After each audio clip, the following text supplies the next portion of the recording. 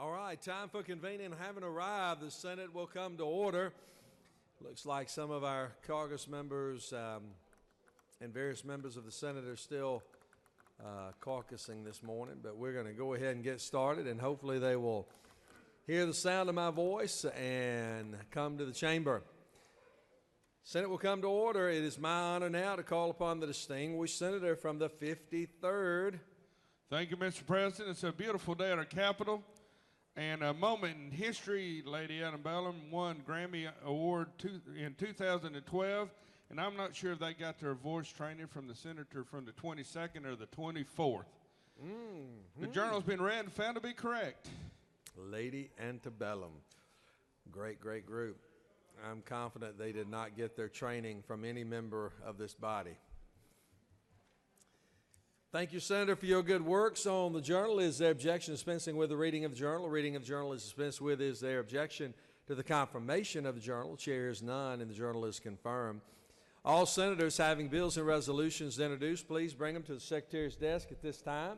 First reading and reference of Senate bills and resolutions. Senate Bill 403 by Senators Thompson the 14th and others, a bill titled Enactment, Chapter 2 of Title 20 of the OCGA relating to primaries. Ethics Committee.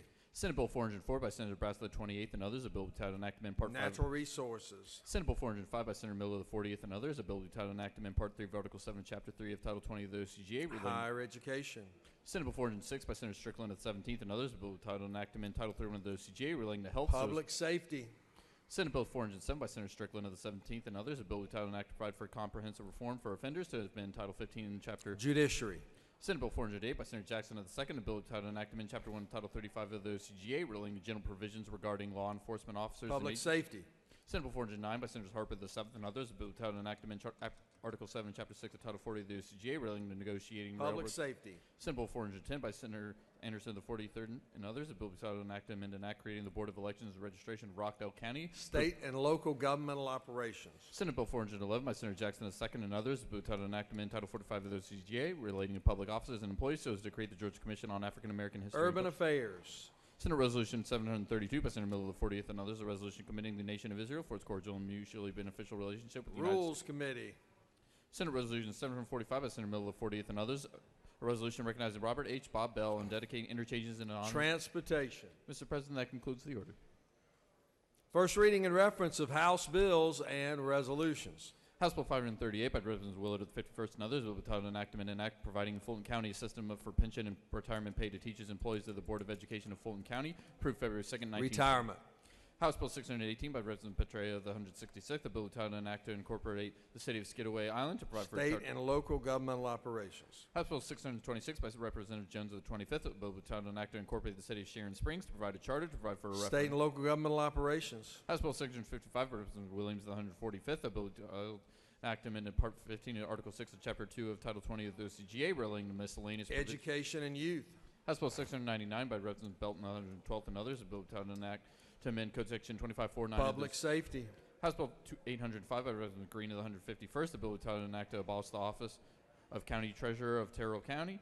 State and local governmental operations. House Bill 806 by Representative Benton of the 31st and others, a bill titled An Act to create the Town of Brazelton Public Facilities Authority to provide for a short title and purpose to confer powers and impose duties. State and local governmental operations. House Bill 807 by Representative Spencer of the 180th and others, a bill titled An Act to provide for the creation of one or more community improvement districts in the city of St. Mary's to provide for a short title, to provide for the purposes of such districts, to provide for definitions, to provide for boards.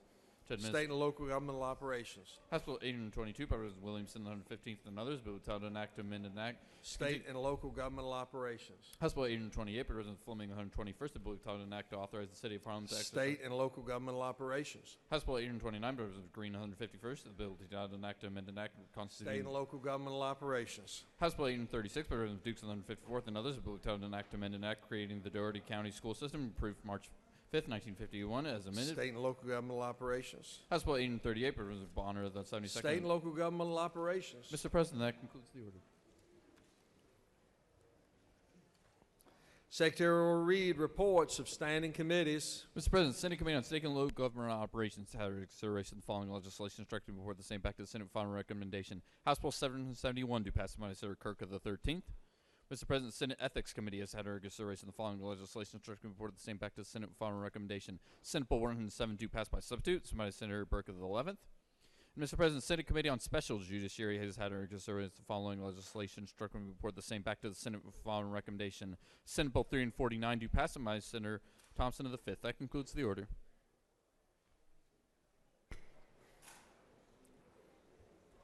Secretary will read bills for the second time.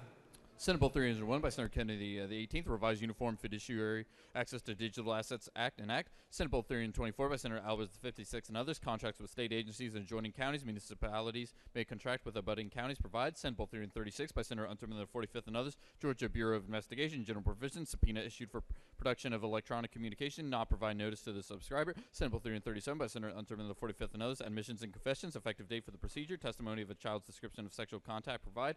Senate Bill 342 by Senator Harbin the 16th and others. Licensing of motor vehicles. Owner with valid license plate without the required revalidation decal to retain custody of vehicle under certain conditions. Permit. Senate Bill 356 by Senator Kirkpatrick the 32nd and others. Georgia Commission on the Holocaust. Membership change. Senate Bill 362 by Senator Tippins the 37th and others. Education. Establishment of an innovative assessment pilot program. Provides. Senate Bill 366 by Senator Gooch the 51st and others. Local government. County municipal corporations perform wage and compensation studies for employers of Sheriff's Office require. Senate Bill 367 by Senator Kirk the 13th and others. Payment of indemnification for death or disability. Option of payment to an estate in the case of death. Law enforcement officer, firefighter, emergency medical technician, emergency management specialist, state highway employee, or prison guard provides. Senate Bill 368 by Senator Kirk the 13th and others. Criminal Justice Coordinating Council functions and authority. Add. Senate Bill 369 by Senator Kirk the 13th and others. Revenues collected from fines and fees. To peace officers, annuity and benefit fund. Fees collected in criminal and quasi-criminal cases prior to adjudication of guilt. Provide. Senate Bill 371 by Senator Anderson the 24th and others. Taxes, furnishing of sales and use tax information to municipalities and counties. Change provisions. Senate Bill 378 by Senator Albert the 56th and others. Georgia Measuring Success Act. Senate Bill 381 by Senator Thompson the 14th and others. Surplus line insurance. Non-admitted insurance domiciled in the state will be deemed a domestic surplus lines insurer if certain criteria are met. Provide. Senate Resolution 685 by Senator Jackson II and others. Georgia Coast, bed of Tidewater known as Runaway Negro Creek and renamed Freedom Creek. Mr. President, that concludes the order.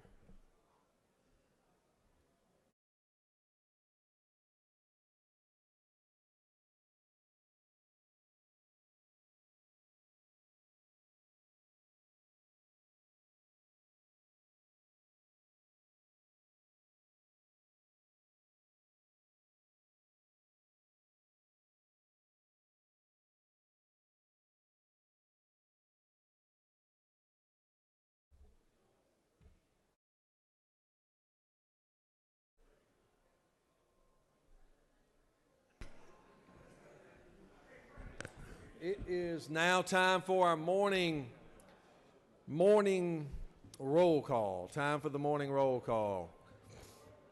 I'm sure we have motions to excuse. Let me have the Senate's attention just for a moment before we do our morning roll call. I'd like the Senate to join me in wishing the distinguished Agricultural Committee Chairman a very, very happy birthday. The senator from the 50th back there in the back.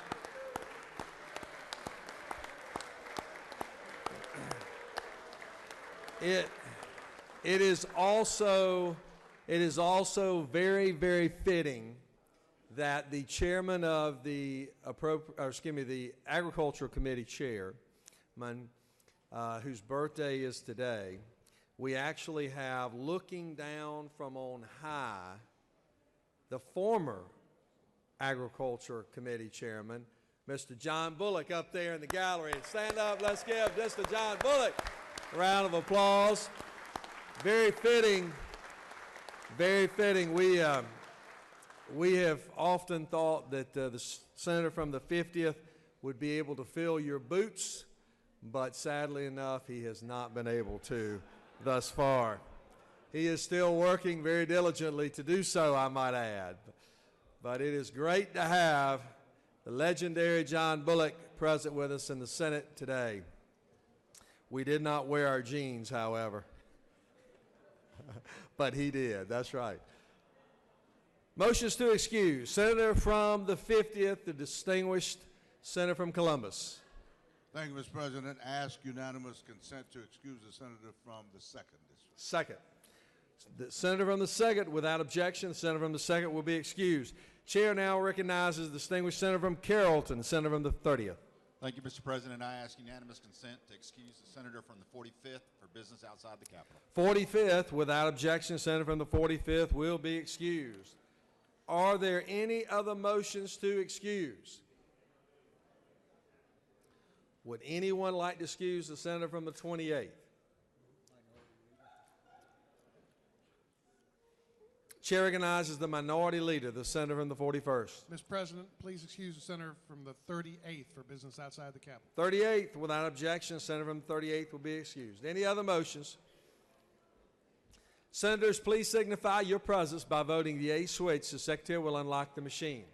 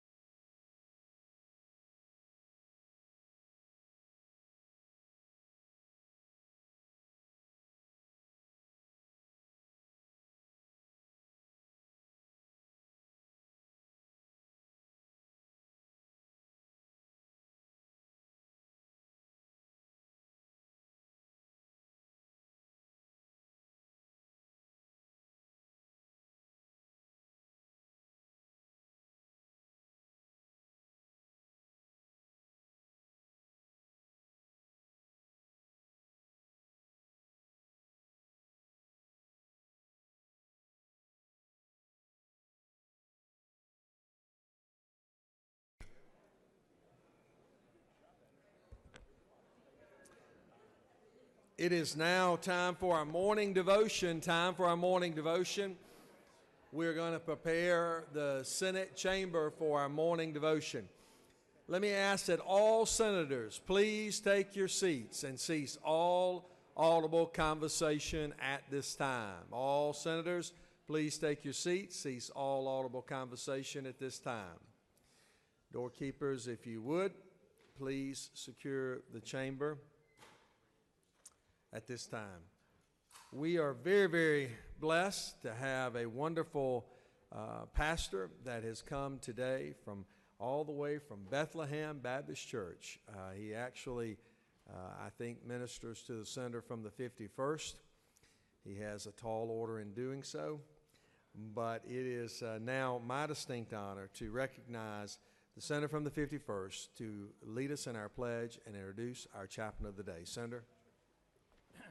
Please rise and let's honor our American flag and then the state flag. I pledge allegiance to the flag of the United States of America and to the republic for which it stands, one nation, under God, indivisible, with liberty and justice for all. I pledge allegiance to the Georgia flag and to the principles for which it stands, wisdom, justice, and moderation. Good morning. It's great to see so many guests in the gallery. Senators, it's a great day to be in Georgia. I have the distinct privilege of bringing my friend back down this year. He's been here many years. Since I've been elected, I think he's come almost every year to be our chaplain of the day. I think he likes politics almost as much as he likes preaching the Word of God, but not quite. But he is a man of God. He's a great minister in our community. He is a preacher at Bethlehem Baptist Church in Dahlonega. He's been married to his wife, Rochelle, for about 38 years. God has blessed him with his wife and 5 children, and so far they have 9 grandchildren. He continues to have more grandchildren every year. I think he's going to have a full congregation in the church of just family in another couple of years. He's been the preacher of Bethlehem Church since August of 1997. He graduated from Grace Theological Seminary with a Master of Divinity in 1993. Please prepare your hearts for a warm message from Preacher Michael Rogers. Thank you, Senator. Thank you, Lieutenant Governor. We're so grateful again to be here once again. I want to recognize all the visitors as well. Thankful that I have opportunity not only to speak to the chamber, but to speak to you as well. And before I do so, I want to recognize the senator from the 49th. Is he here? There he is. I want you to know, Senator, that I'm wearing the cufflinks you gave me last year, so they're on, so appreciate that. Yeah. Yeah. Anyway, no, we didn't arrive in one accord. But, yeah, he always wants me to buy a car from him. I don't know why. But we're grateful.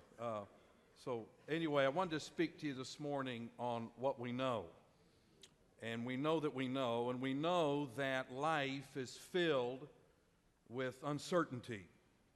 There's always going to be a constant flux, change. We never know when that phone call will come that we certainly don't want to hear, or whether that knock on the door comes in the wee hours of the night. We're all susceptible to things like that in life. No one is exempt from change, whether good or bad, whether it's filled with sorrow or happiness, confusion or clarity. Who would have thought 20 years ago we'd be having a conversation about social media? And now we employ social media experts and people that can harness a Facebook website for us to excel in our business endeavors. In the morning, we can be on a mountaintop enjoying life at its best, and in the evening hours, we can be filled with absolute sorrow and sadness. Last Thursday evening in our wonderful community of Dahlonega, Georgia, one of our merchants opened his business and went in and started his day and began his day as he always did, the day before and the day before and the day before, and would do so the next day. And by that evening, his business was burnt was a complete total loss because of an unexpected fire. We don't know. But there are some things as people that know the Lord Jesus Christ, as Christians, that we can certainly know that we know. In this life that's fleeting and temporal, I know a few things. After 38 years and the first day I met her, I knew I loved the woman that I would marry, and I've loved her deeply ever since. I know I love my family. I know I love my kids and my friends and the church that God has placed me in as pastor. I love people. But more than that even, I know that I love Christ because he first loved me. I know that he did that. And so just a few verses I want to read, and then we'll have our prayer. What are some things we know from the Scriptures? Well, the Scriptures say, I know whom I've believed, and am persuaded that he is able to keep that which I have committed unto him against that day. We as believers in Christ, we know that. We know this, that if our earthly house of this tabernacle were dissolved, we have a building of God, an house not made with hands, eternal in the heavens. What a great joy and what a great hope we have that we can know these wonderful truths as we belong to Christ through faith and repentance. We know this to be so true and so dear in our lives.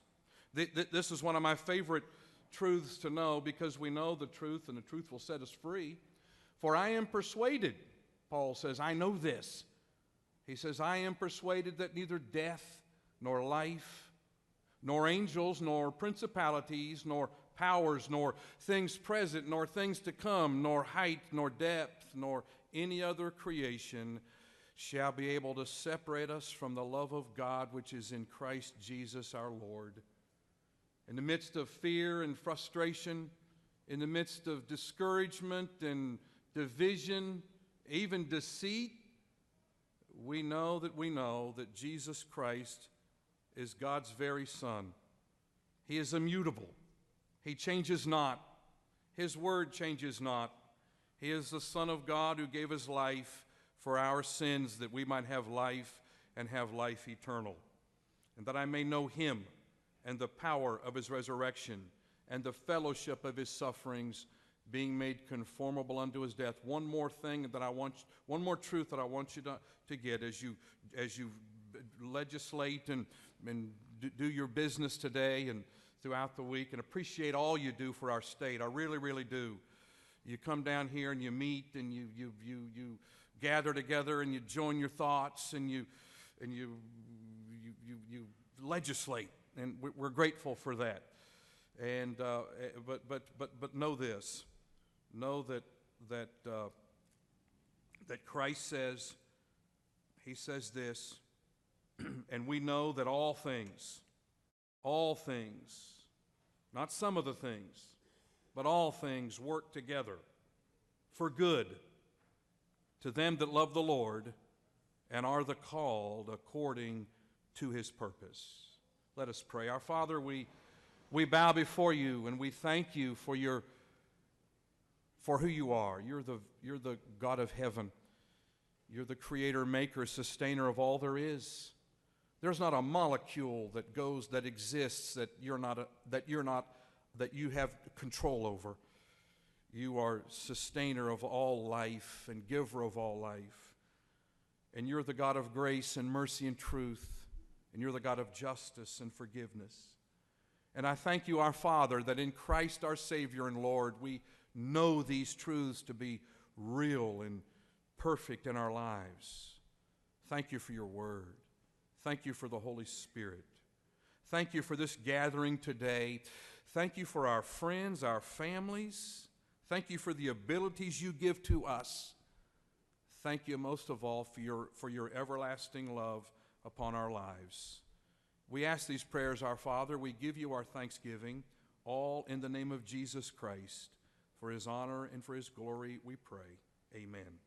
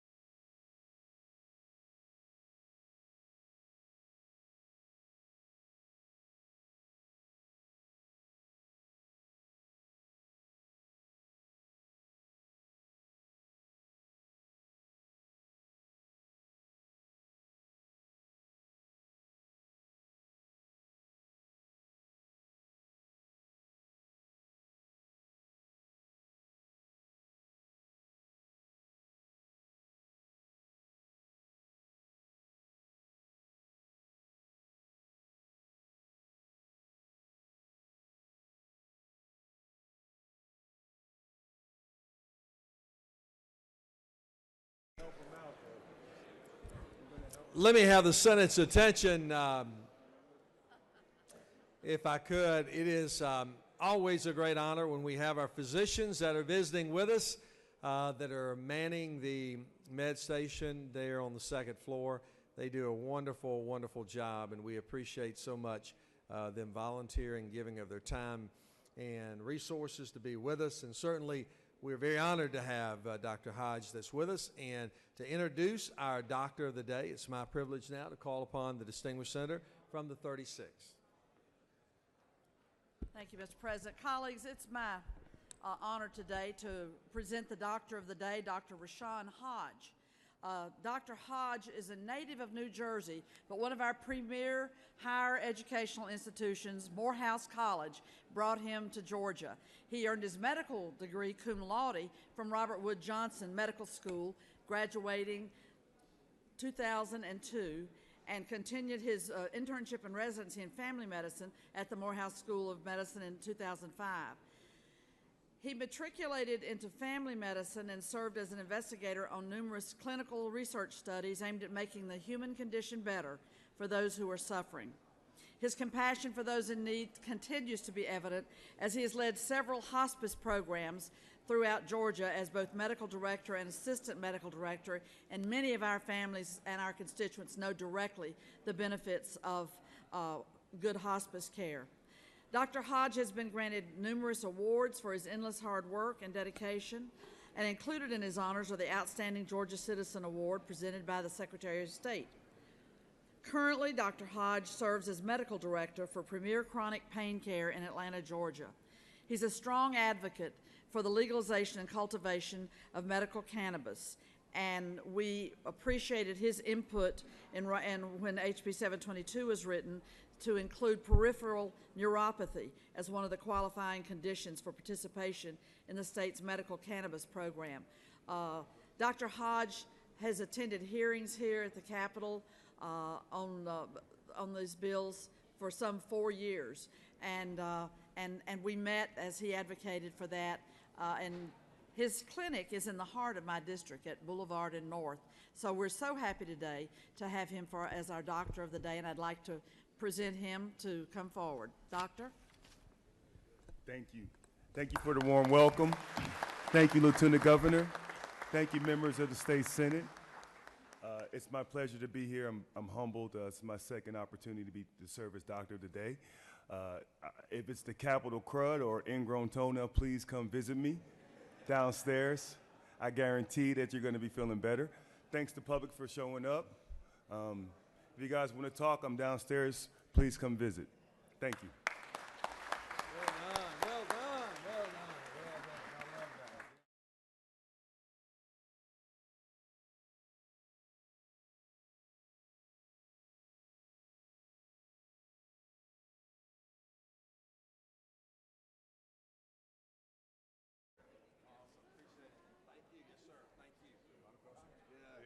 I love that.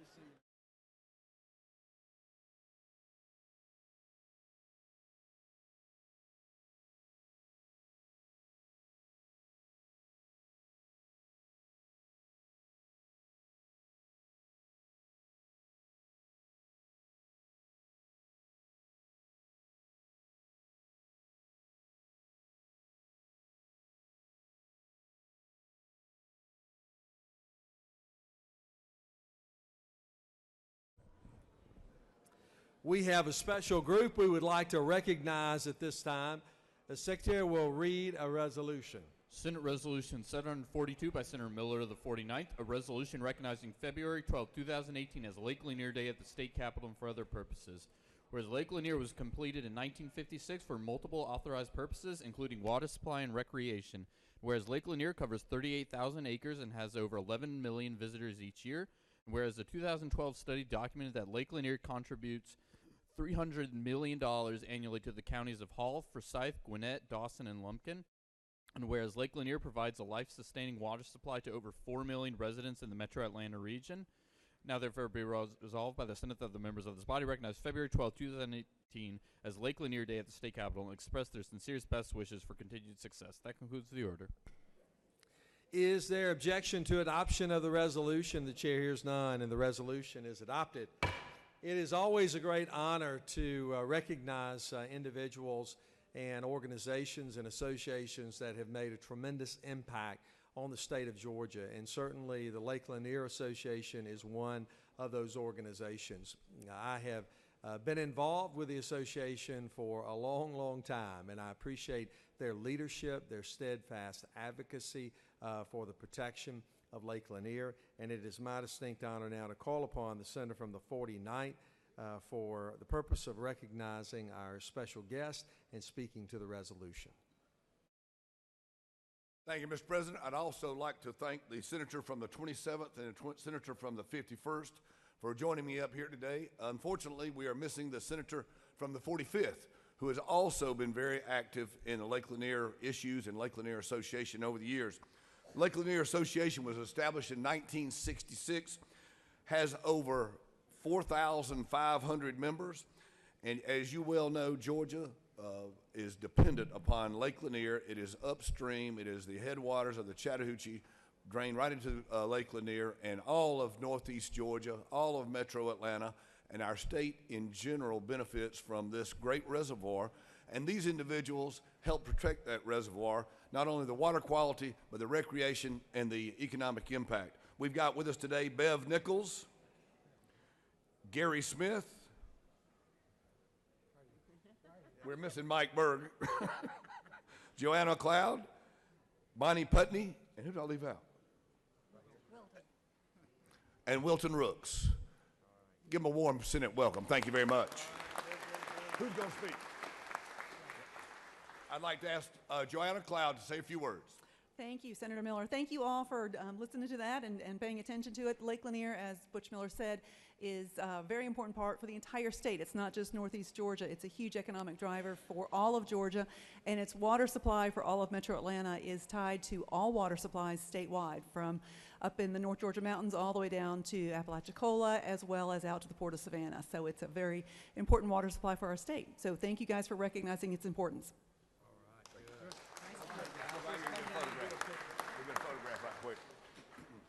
Thank you, sir.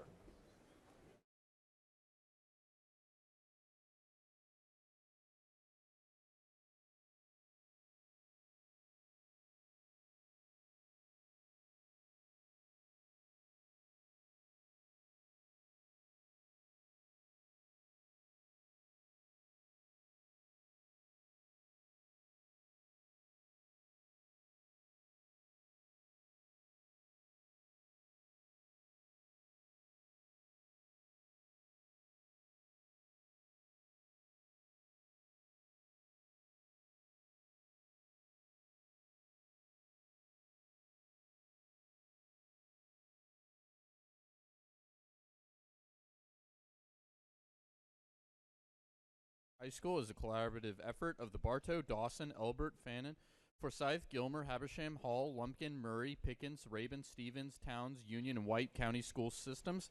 And whereas MEX is an academic, self-paced, individualized evening school which serves students who are seeking a non-traditional school environment and who desire a Georgia high school diploma at their convenience, whereas it abundantly fitting and proper that this exemplary educational facility and its efforts on behalf of bettering the lives of students within the state of Georgia be recognized. Now, therefore, be resolved by the Senate that the members of this body recognize and commend Mount Education Charter High School. That concludes the order. Is there objection to adoption of the resolution? The chair hears none. The resolution is adopted. We are very appreciative for the members that are present with us here today. For those of you that don't know about Mountain Education Charter School and the importance in which they have in particularly the North Georgia mountains, they have 15 counties by which they are representing, doing a remarkable, remarkable job. Tracy is a wonderful leader in providing many options and choices for our students across our northern part of our state. To speak to the resolution and recognize our special guest, it's my honor now to call upon the distinguished senator from the 51st. Thank you, Mr. President. Colleagues, it's an honor to have the folks behind me here today from the Mountain Ed School up in the mountains of North Georgia. There's also a few of the students and the faculty and staff in the gallery. If you would please stand and be recognized if you're with the Mountain Ed Center.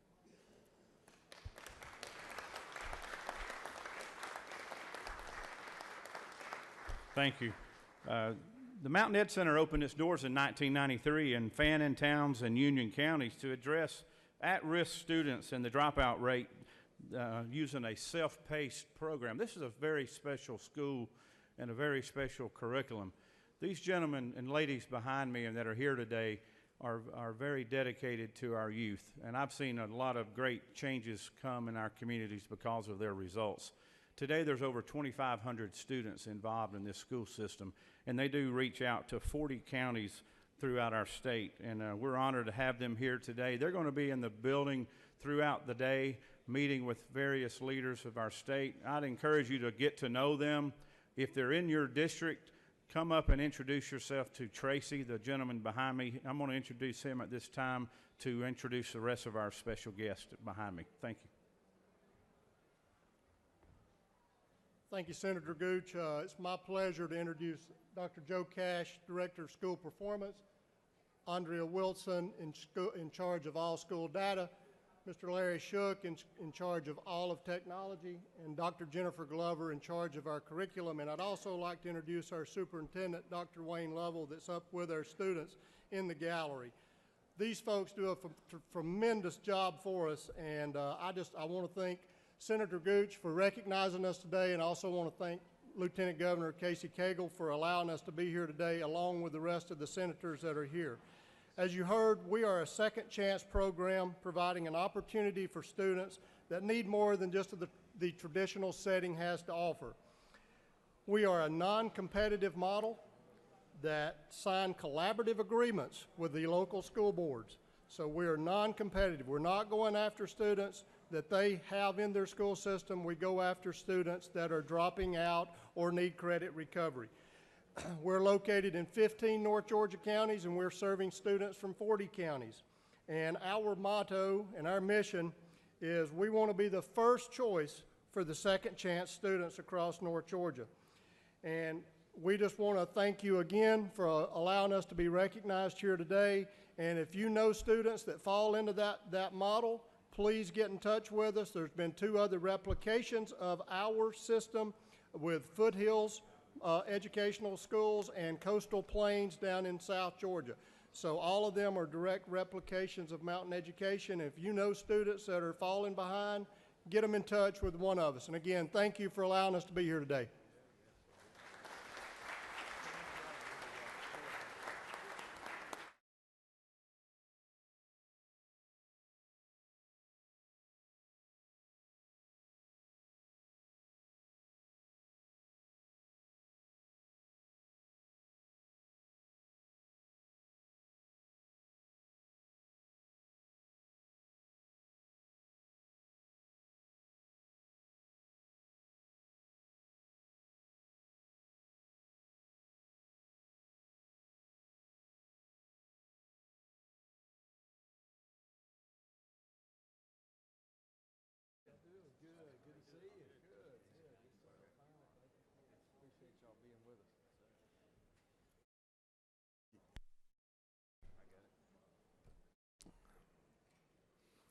We have another special group we would like to recognize, and the Secretary will read a resolution. Senate Resolution 736 by Senators Harper the 7th, Wilkinson of the 50th, Anderson of the 24th, and others. A resolution commending the Georgia Young Farmers Association and recognizing February 13th, 2018 as Young Farmers Day at the State Capitol and for other purposes. Whereas the Georgia Young Farmers Association was founded in 1970 to serve as the primary adult education delivery system for young Georgia farmers, and today stands as the nation's largest affiliate within the Young Farmers Association network with 56 chapters and 5,692 members. Whereas members of the Georgia Young Farmers Association render valuable service to their local communities, and whereas these young farmers benefit from the hands-on instruction provided by the Georgia Young Farmers Association teachers, now therefore be resolved by the Senate that the members of this body commend the Georgia Young Farmers Association for its contribution to the welfare of the state and nation through its important work educating future farmers and recognizing February 13, 2018 as Young Farmers Day at the State Capitol. That concludes the order. Is there objection to adoption of the resolution? The chair hears none. The resolution is adopted. It is a great honor for us to have the Young Farmers Association that is present with us today. As each of you know, ag is our #1 industry within our state. representing over a $75 billion enterprise, and we appreciate every aspect that goes into the family farm and those that not only live and work there but raise their families as well. It is my distinct honor now to call upon a man who is certainly a great ambassador and a young Farmers Association member, and I'll probably leave it at that. Senator from the 7th. Thank you, Mr. President. It is always a pleasure to have our young farmer group at the Capitol. We're actually doing it a day early this year, but as tomorrow morning is the breakfast, and I'll let the president speak to that. But you know, typically the Ag Committee chairman is who introduces the young farmer group, but in the senator from the 50th onwards, he felt he was too old to recognize the young farmers. So I'm pleased to be here to do that on his behalf this morning, and in recognizing the good work that our young farmer associations do across the state, the 56 chapters, the almost 6,000 members that we have in Georgia, in helping support our agricultural industry and what the good work that our farmers do across our state and supporting them in their efforts. This morning, behind me, I have Blake Haley, who's the current president of the Georgia Young Farmer Association, Josh Gardner, who is the president-elect of the association, Mr. Eric Seegers, who's the North Region Junior Director, and the new executive secretary for the Young Farmers, Mr. Chris Corzine, who also wears a double hat as the Central Region Ag Ed Director. I know in the gallery a few minutes ago, the Ag Ed Program Manager for the state of Georgia was here, Mr. Chip Bridges, and I know Mr. Ira Tucker's here as well somewhere. He is the South Region Ag Ed Director. We're glad they're here with us this morning as we do this recognition. At this time, I'm going to ask Blake Haley to come forward, President of the Young Farmers, to address our body. Mr. Blake. Thank you, Senator Harper. It's an honor to be here before you today representing the 5,692 members of the Georgia Young Farmer Association, making us once again, for the 48th straight year, the largest young farmer organization in the country. As Lieutenant Governor Cagle mentioned, agriculture is still the #1 industry in Georgia, and the Georgia Young Farmers are committed to making sure that that stays the same by providing agriculture opportunities and assistance to the farmers of today, and also support to the farmers of tomorrow through FFA opportunities and other. As a small token of our appreciation, we do want to invite you to breakfast in the morning. We'll be at room 230 at 7:30 a.m. with some biscuits, so we hope that you all come by and visit with us. Anything we can ever do for you, please let us know, and thank you for what you do and your support and for giving us the time today. Thank you. Awesome. Well said. Franklin County strong, baby.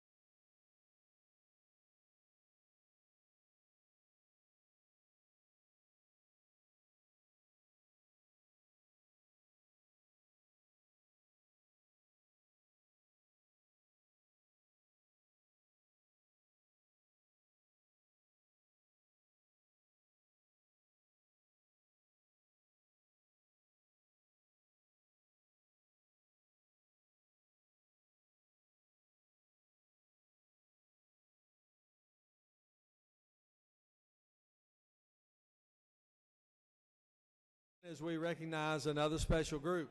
Senate Resolution 693 by Senator Schaefer of the 48th, Tippins of the 37th, Unterman of the 45th, and others. A resolution recognizing and remembering Trey McKinley Grisham, commending the Georgia chapter of the American Foundation for Suicide Prevention, and recognizing February 12, 2018 as AFSP Georgia Suicide Prevention Day at the state capitol and for other purposes. Whereas Trey McKinley Grisham proved within his lifetime how much of a symbol of happiness and hope he was to the city of Kennesaw, Georgia. And whereas the American Foundation for Suicide Prevention is dedicated to saving lives, bringing hope to those affected by suicide, and has chapters in all 50 states.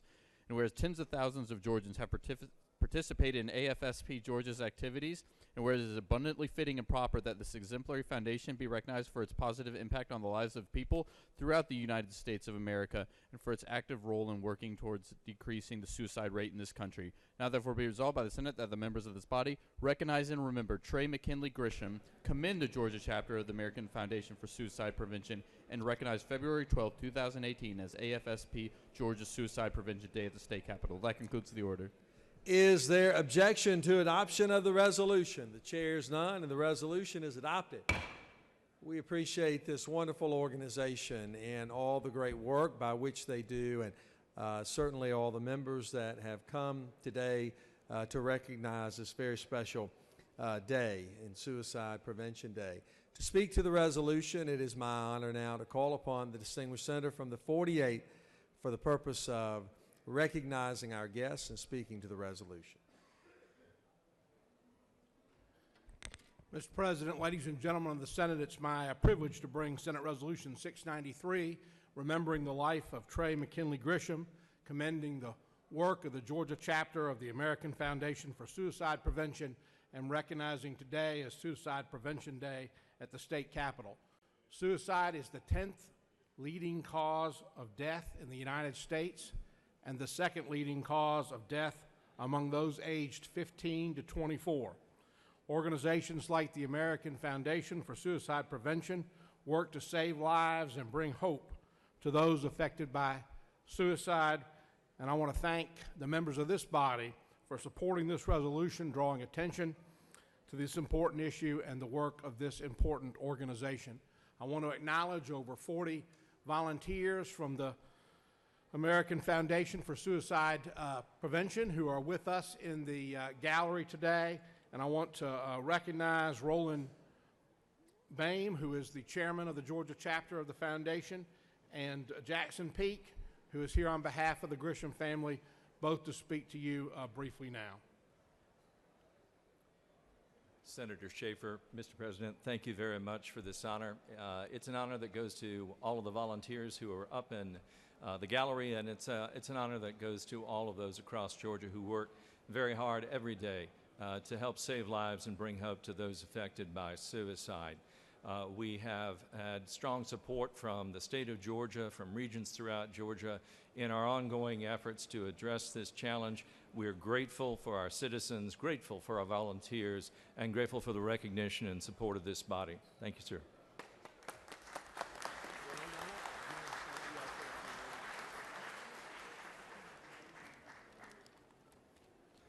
Thank you.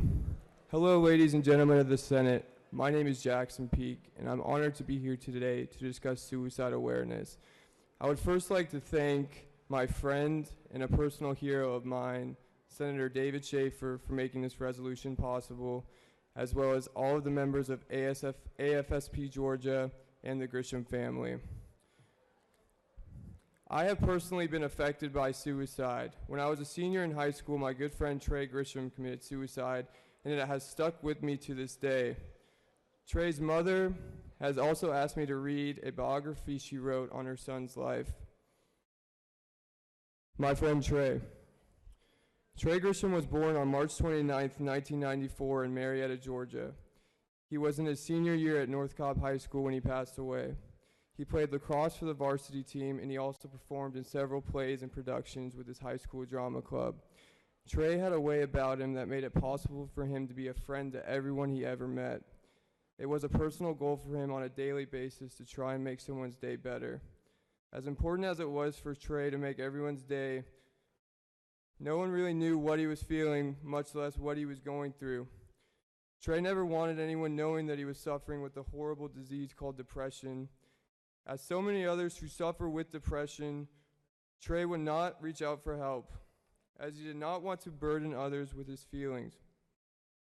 Trey lost his battle to this disease on September 9, 2011. No one should ever know that they are suffering alone and that there is always someone available to listen and to help. This is why it is so important to continue to educate and bring awareness through organizations such as the American Foundation for Suicide Prevention. Thank you all for your time and for this opportunity, and God bless all of you. Well done.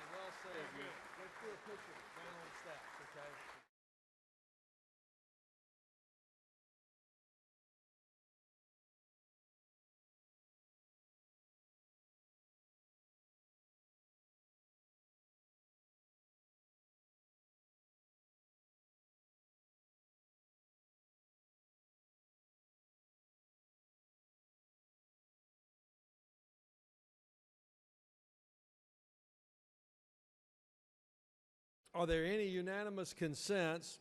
Senators wishing to rise on a point of personal privilege. Chair first will recognize Senator from the 27th.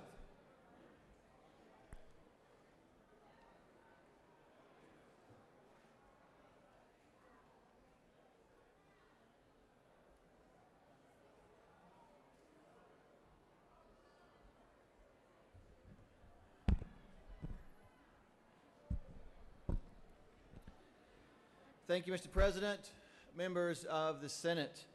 Today I rise to talk about a young lady by the name of Bethany Hamilton.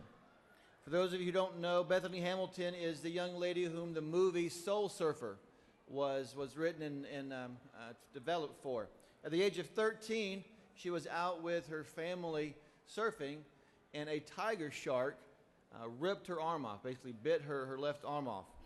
Obviously, this was a very tragic event for her, but she did not let it stop her. 1 month after that tragic event, she was back in the ocean, learning how to swim and kick her legs, give her enough strength so she can get over the big waves and continue to surf.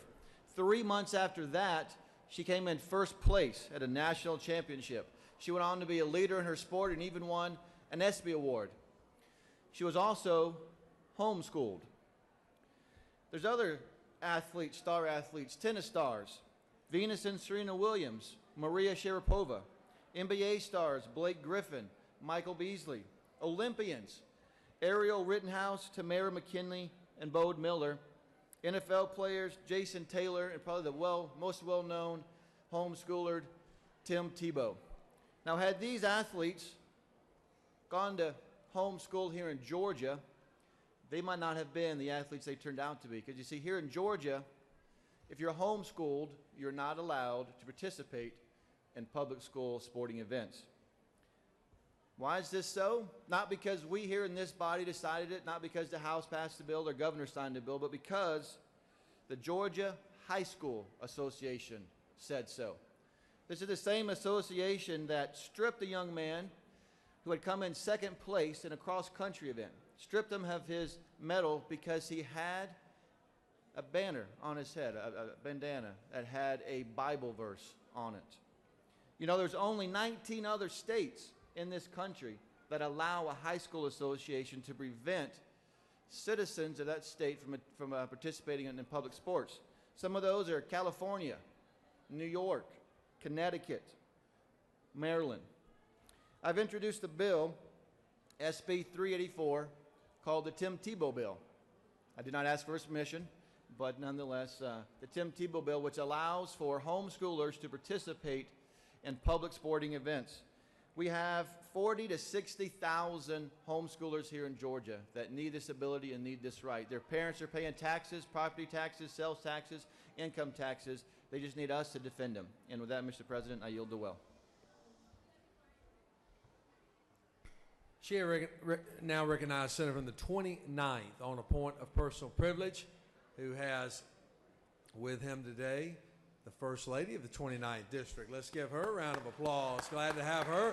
Also in the gallery, the First Lady of the 50th District is here as well. Debbie, good to have you. Thank you.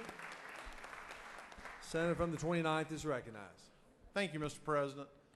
I rise today to honor a very special occasion that falls on the 12th of February every year, and that is my wife's birthday. You might find this hard to believe, but I can be somewhat difficult to put up with. No, we do not find that hard to believe, Senator. But Mr. President, seriously, the best decision of my lifetime was marrying Jacqueline Bird. And she's not just supportive, she's my best friend, and she's made my life beautiful. And I'm just so happy you're here today so that I can honor this anniversary of your 29th birthday. With that, Mr. President, I'll yield the well.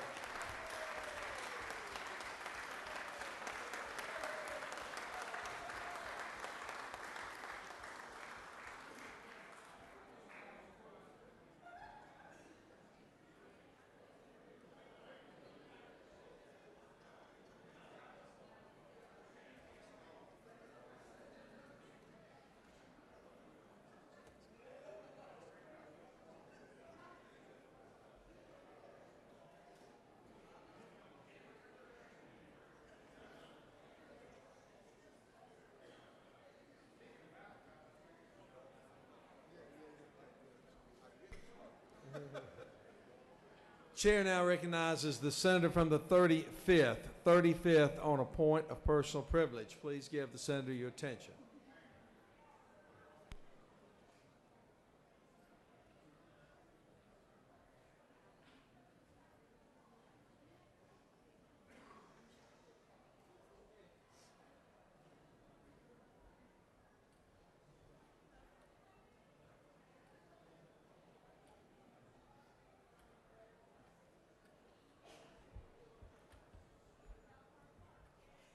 Good morning, and thank you, Mr. President. This, again, is a Black History Moment 2018. And I've selected Shirley Chisholm. Shirley Chisholm was someone that I had the honor and privilege of knowing personally, and actually working for her for 11 whole years. And perhaps that's why I ended up running for office in the first place.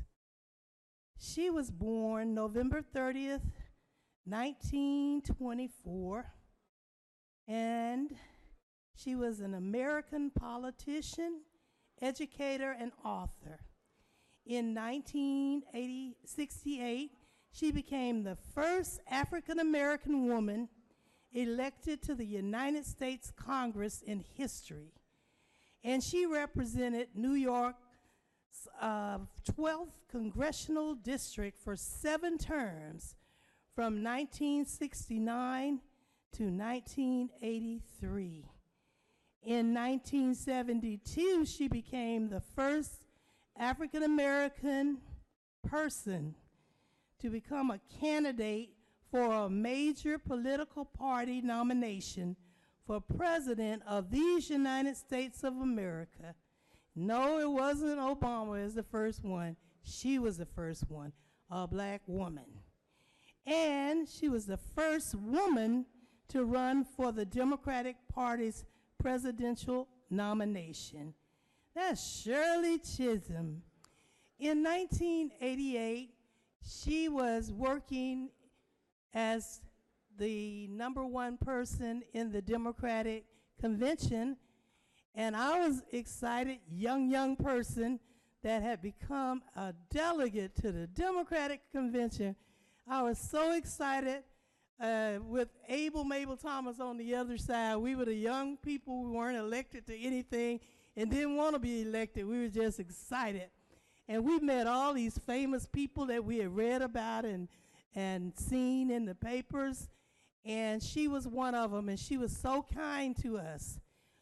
Well, that same year she came to Georgia to Spelman College, and she was disappointed in the '88 convention in that women were not recognized as she thought we should have been, and she wanted to start a women's organization. She asked me to work with her and help her start this group called the National Political Congress of Black Women, and I did. I accepted the challenge, worked night and day for 3 months. We wanted to bring at least 500 women here. We ended up bringing 3,000 women of all colors, all races, to Atlanta, Georgia.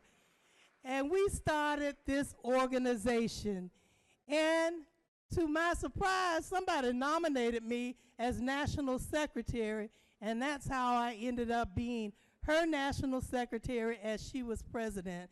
She died in 2005. I worked 11 years for her.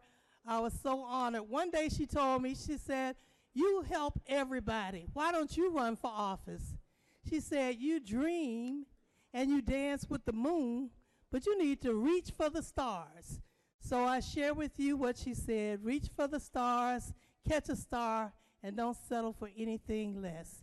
So that's Shirley Chisholm, and this is my Black History Moment. Thank you. Thank you, Senator. Members of the gallery, I want to clap as well, but you're here as a spectator, not a participant today in the gallery.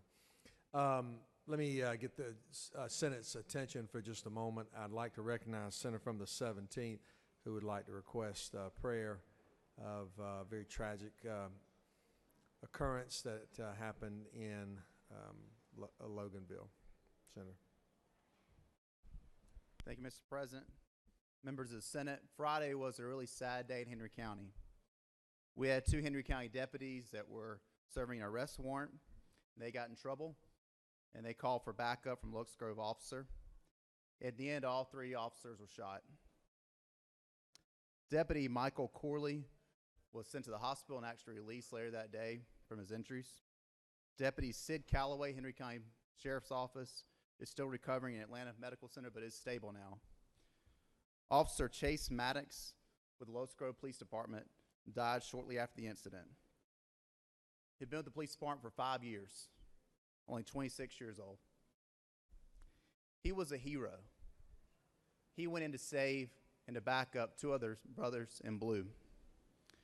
But not only was he a hero, he was also a young father and a young husband, leaves behind a young child, another child who is actually due any day now.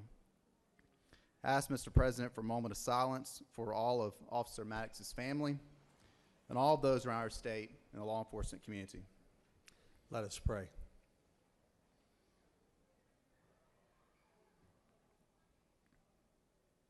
Thank you. Amen. Thank you, Senator. Very tragic occurrence, as many of you have followed. We appreciate the men and women every day that put on the uniform and the badge to keep us safe. And certainly let's remember this family in our thoughts and prayers. Chair recognizes the senator from the 44th on a point of personal privilege. Wow. 44th. While she is approaching, let me remind the Senate that our points of personal privilege will Wednesday be 3 minutes opposed to 5 minutes. And it will continue to decline throughout the session. Thank you very much, Mr. President. Senators, I just rise this morning to ask for a moment of silence prayer for one of the mayors who died in my district this weekend. The senator from the 34th and I both represent Clayton County, but Mayor Willie Ray Oswald was one of Georgia's longest-serving mayors.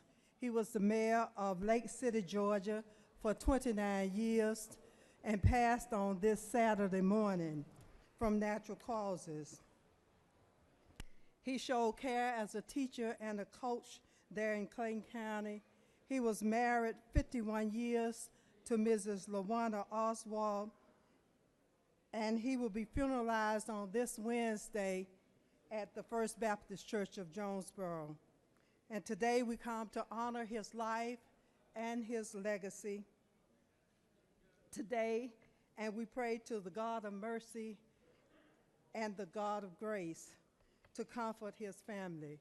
Would you please stand for a moment of prayer for the life of Mayor Willie Ray Oswald, the mayor of Lake City. Let us pray.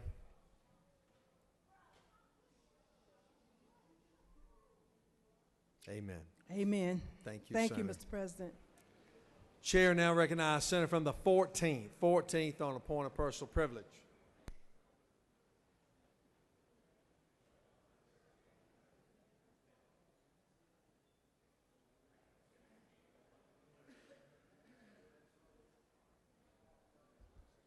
Thank you, Mr. President. Come on more of an upbeat note. You see, back in the 50s, we had a gentleman up in Bartow County that believed that everyone should have the opportunity to have access to cable TV. And as an entrepreneur, John Osher went door to door, knocking on doors until he created a nice little company that he eventually sold to the telecom companies for a very sizable sum. But he didn't stop there. He felt like he wanted to continue to give back. Even though most people have never heard of John Osher, and he probably have a stroke right now back up in Bartow knowing that I'm talking about him, he decided to give some of his proceeds back into the community. On your desk, you have a book from Tellus. It's one of our prized jewel museums that he built up in Bartow County. But see, prior to that, his interest in Western art, he gave us the Booth Museum. But he's still not finished. Shortly, he'll be building a car museum up in Bartow County as well. If you've had the chance to come up to any of these museums, you'll see that he did not spare any expense in giving us some of these jewels. We have people that come from all over the country to see these. What I would ask, Mr. President, not only will you enjoy these books that he's given to each one of you, but to come to Bartow County and enjoy these museums that are a part of our history and a part of a gift that John Osher's given us. Thank you, Mr. President. I yield the well.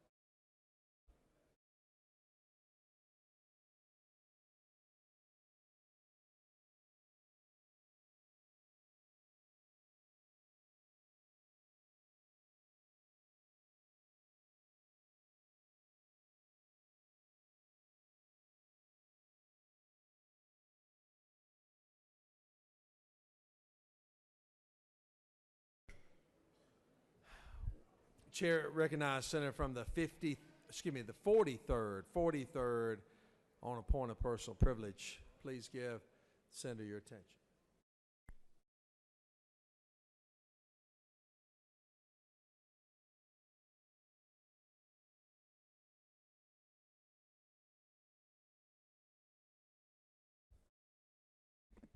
Thank you, Mr. President. Good morning, colleagues.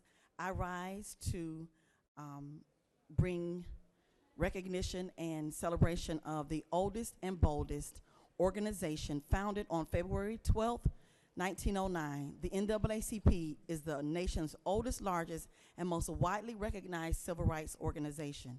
Its more than 500,000 members and supporters throughout the United States and the world are the premier advocates for civil rights in their communities, leading grassroots campaigns for equality, opportunity, and conducting mobilizations. In 1908, a deadly race riot rocked the city of Springfield, Illinois. But that was the final tipping point that led to the creation of the NAACP. Echoing the focus of Du Bois' Niagara movement for civil rights, which began in 1905, the NAACP aimed to secure for all people the rights guaranteed in the 13th, 14th, and 15th Amendments of the United States Constitution, which promised an end to slavery, the equal protection of the law, and universal adult male suffrage, respectively. Accordingly, the NAACP's mission was and is to ensure the political, educational, social, and economic equality of minority groups of citizens of the United States and eliminate race prejudice. The NAACP seeks to remove all barriers of racial discrimination through democratic processes. The NAACP established its national office in New York City in 1910 and named a board of directors to include W.B. Du Bois, who was the only African American among the organization's original executives. He was made director of publications and research, and in 1910 established the official journal of the NAACP, The Crisis. In time, The Crisis became a voice of the Harlem Renaissance, as Du Bois published works of Langston Hughes, Countee Cullen, and other famous African American literary figures. Now published quarterly, The Crisis remains the official publication of the NAACP and is the NAACP's articulate partner in the struggle for human rights for people of color. The NAACP entered the 21st century reinvigorated and in 2000 launched a massive Get Out to Vote campaign. As a result, 1 million more African Americans cast their ballots in the 2000 presidential election, more than in 1996. The NAACP's initiative for the 21st century can be summarized by its 6 game changers: economic sustainability, education, health, public safety, and criminal justice, voting rights and political representation, and expanding youth and young adult engagement. Yet the real story of the nation's oldest and largest civil rights organization lies in the hearts and minds of all those who refuse to stand idly while race prejudice tarnished our nation. From bold investigations to mob brutality, protests of mass murderers, segregation and discrimination, to testimony before congressional committees on the vicious tactics used to bar African Americans from the ballot box. It was the talent and tenacity of the NAACP members that saved lives and made change. While much of the NAACP history is chronicled in books, articles, pamphlets, and magazines, the true movement lies in the faces of multiracial, multi-generational, an army of ordinary men and women who united to awaken the consciousness of people and a nation. With such a powerful membership base, all 2,200 chapters of the association continue to persevere. Together, the NAACP will remain vigilant in its mission until the promise of America is made real to all Americans. Thank you, Mr. President. I yield the will. Chair recognizes Senator from the 34th on a point of personal privilege. After her, we have 2 additional points of personal privilege.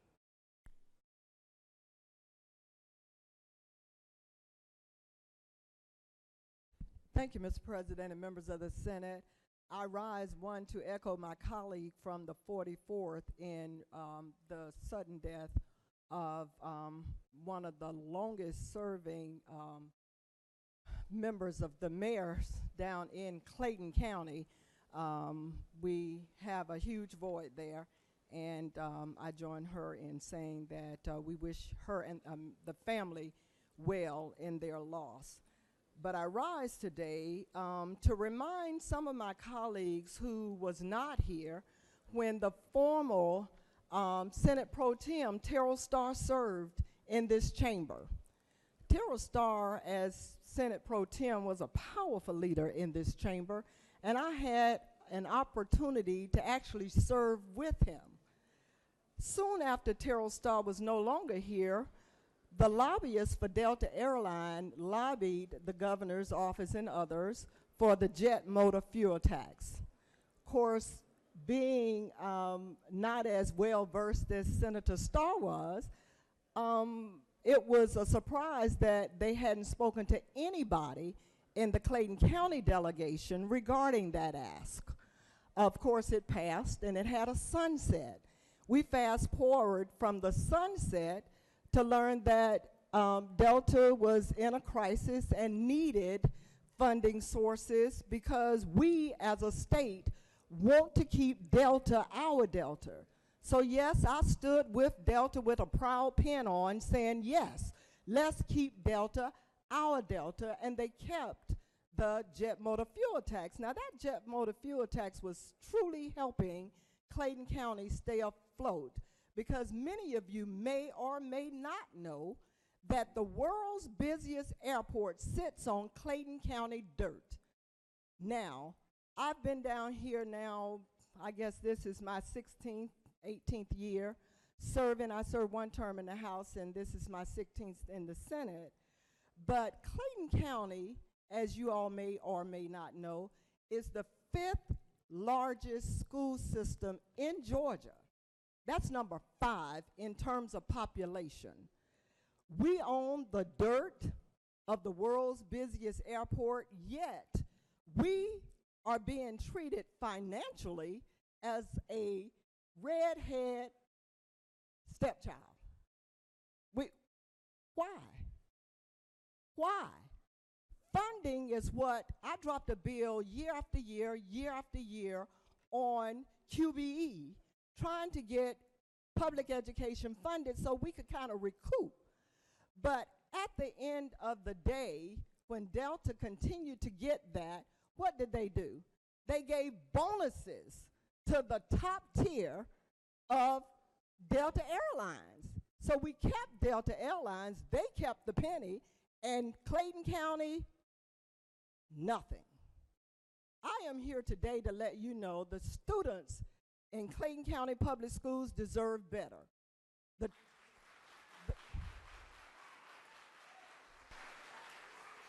Let me remind the gallery, you're here to observe, not to participate.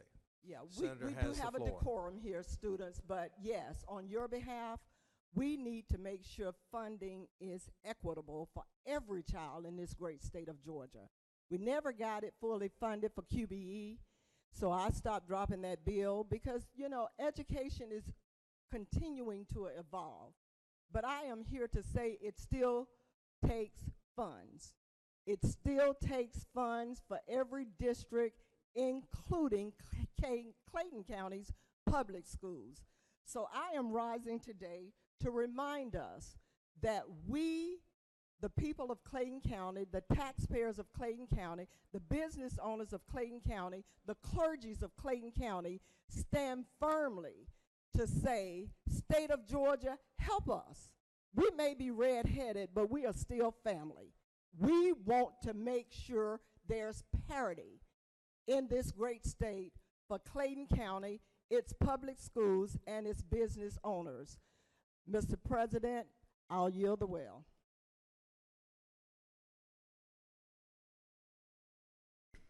Chair now recognizes Senator from the 40th on a point of personal privilege.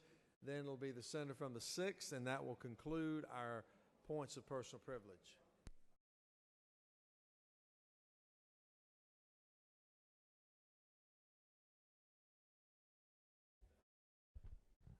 Thank you, Mr. President. The good news, I'll be very brief. I'd like to recognize the Doraville Police Chief, John King. He was just promoted to Major General in the Georgia National Guard. That's a 2-star general, and has taken command of a military unit that coordinates responses to national disasters. John King is 53 years old. He's a veteran of the wars in Bosnia, Iraq, and Afghanistan. He's now in charge of Task Force 51, which is the Army North's Contingency Command Post. He previously commanded the Georgia National Guard's 48th Infantry. John King is truly a great American hero.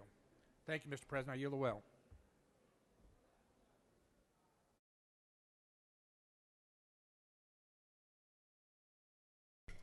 Now, Chair recognizes Senator from the 6th on a point of personal privilege. No, she waves off. That is the best thing we have heard all day. Thank you, Senator.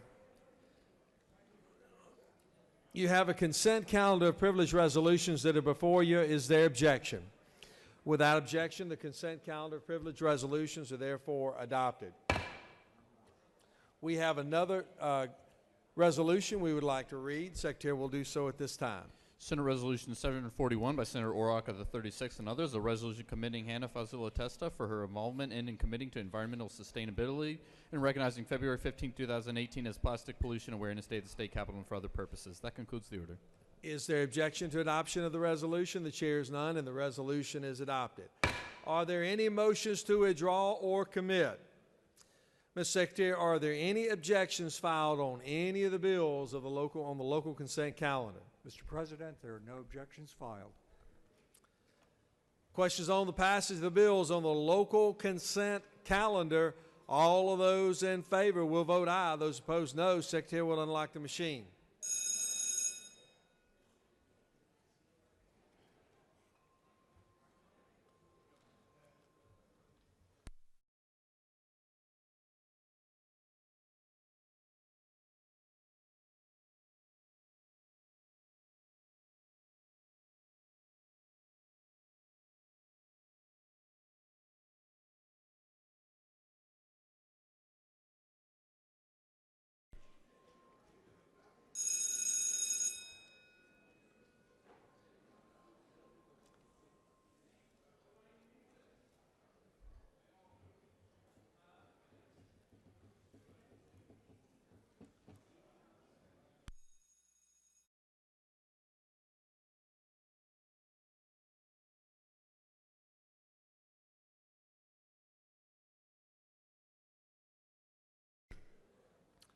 On the local consent calendar, the yeas are 51, the nays are 0, and all the bills on the local consent calendar have therefore been adopted.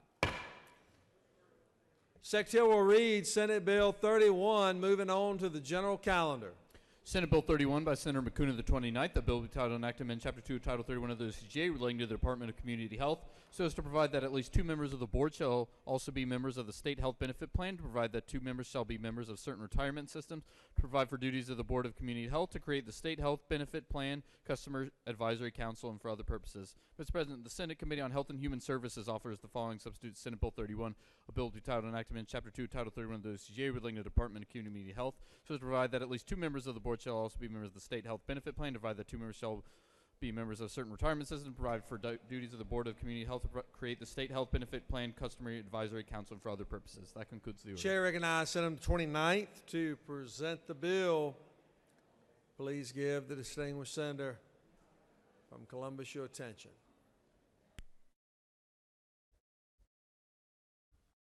Thank you, Mr. President. It's my privilege this morning to bring you Senate Bill 31.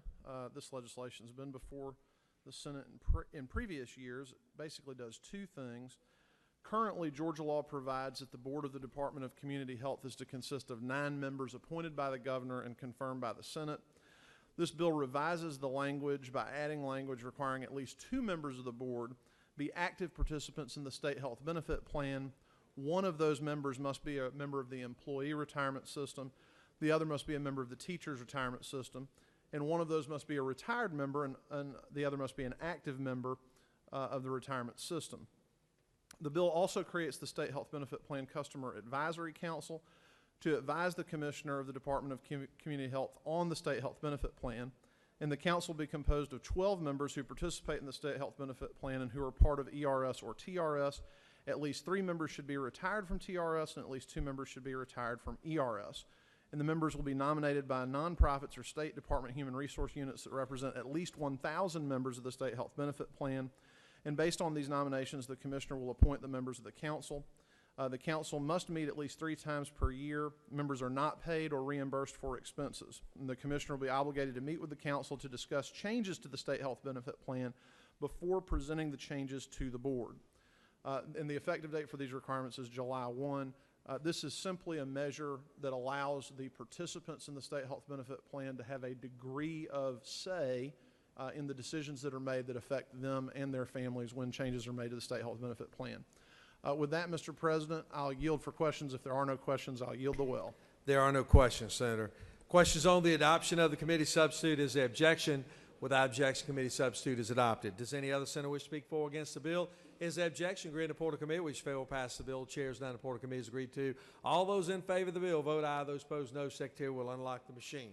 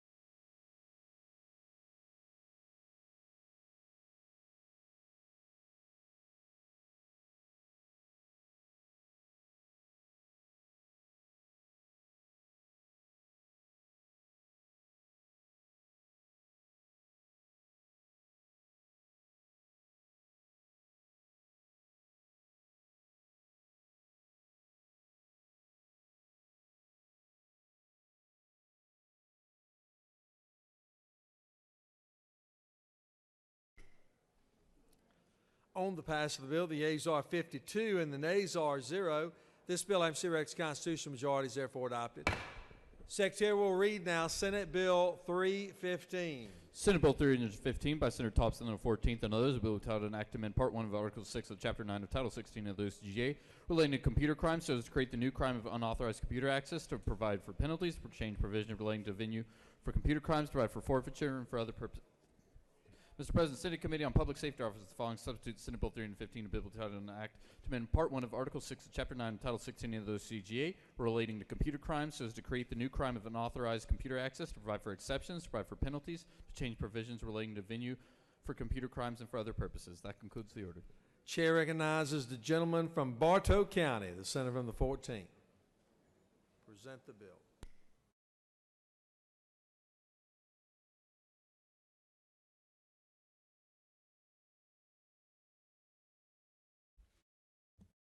Thank you, Mr. President, members of the Senate.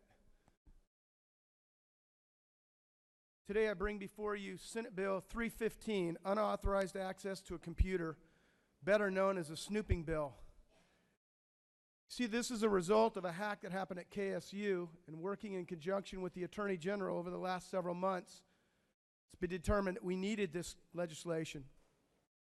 The state of Georgia is one of 3 states where it is not illegal for me to hack into your computer. It is if we're in your computer and we move data, remove data, manipulate data, but to snoop, it's not. We've worked very diligently with the technology consortium of Google and Comcast and many others. We've had input from universities to address any research concerns. We've got support from leadership on both sides, and the Attorney General is waiting for this kind of provision so that we can make sure that we do not have another situation that happened with KSU. This is a pretty straightforward bill, ladies and gentlemen. What this does is it makes a misdemeanor out of accessing a computer when you're not authorized. I repeat, unauthorized. You hear a lot of things on the ropes. You've seen a lot of things that's come from email from groups such as Electronic Frontier Foundation. It's a radical group out of California, which is a few members. If you look at some of the members of it, they're titled as activists, and that's where you're hearing a lot of this noise. The support from the universities and others here understand if this was a concern when it comes to research, you'd hear from places like MIT. It has not slowed any of them down.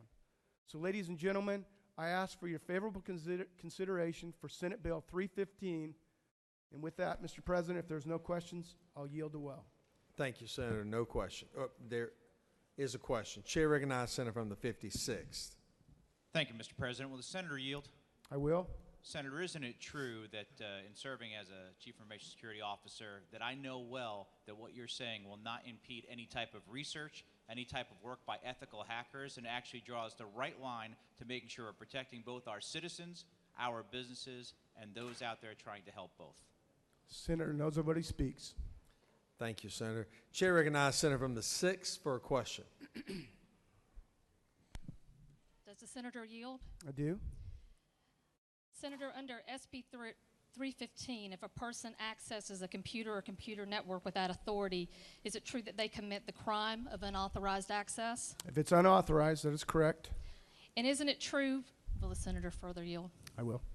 Under SB 315, if a person commits the crime of unauthorized access, he or she could be imprisoned for up to a year and fined up to $5,000.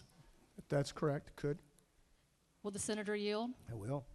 Under SB 315, isn't it true that computers and computer networks are so broadly defined that they include ISPs, iPhone apps, websites, phones, iPads, tablets, Facebook, Gmail, Instagram, Twitter, etc.? I'm not sure how broad it is that you're stating, Senator. I don't define that, and it's not defined in there how broad that really is with Facebook and others. Right now, the reason we have this is we are an anti-hacking. That's what we're addressing. We're anti-hacking, pro-business. We're not seeking to in any way limit business.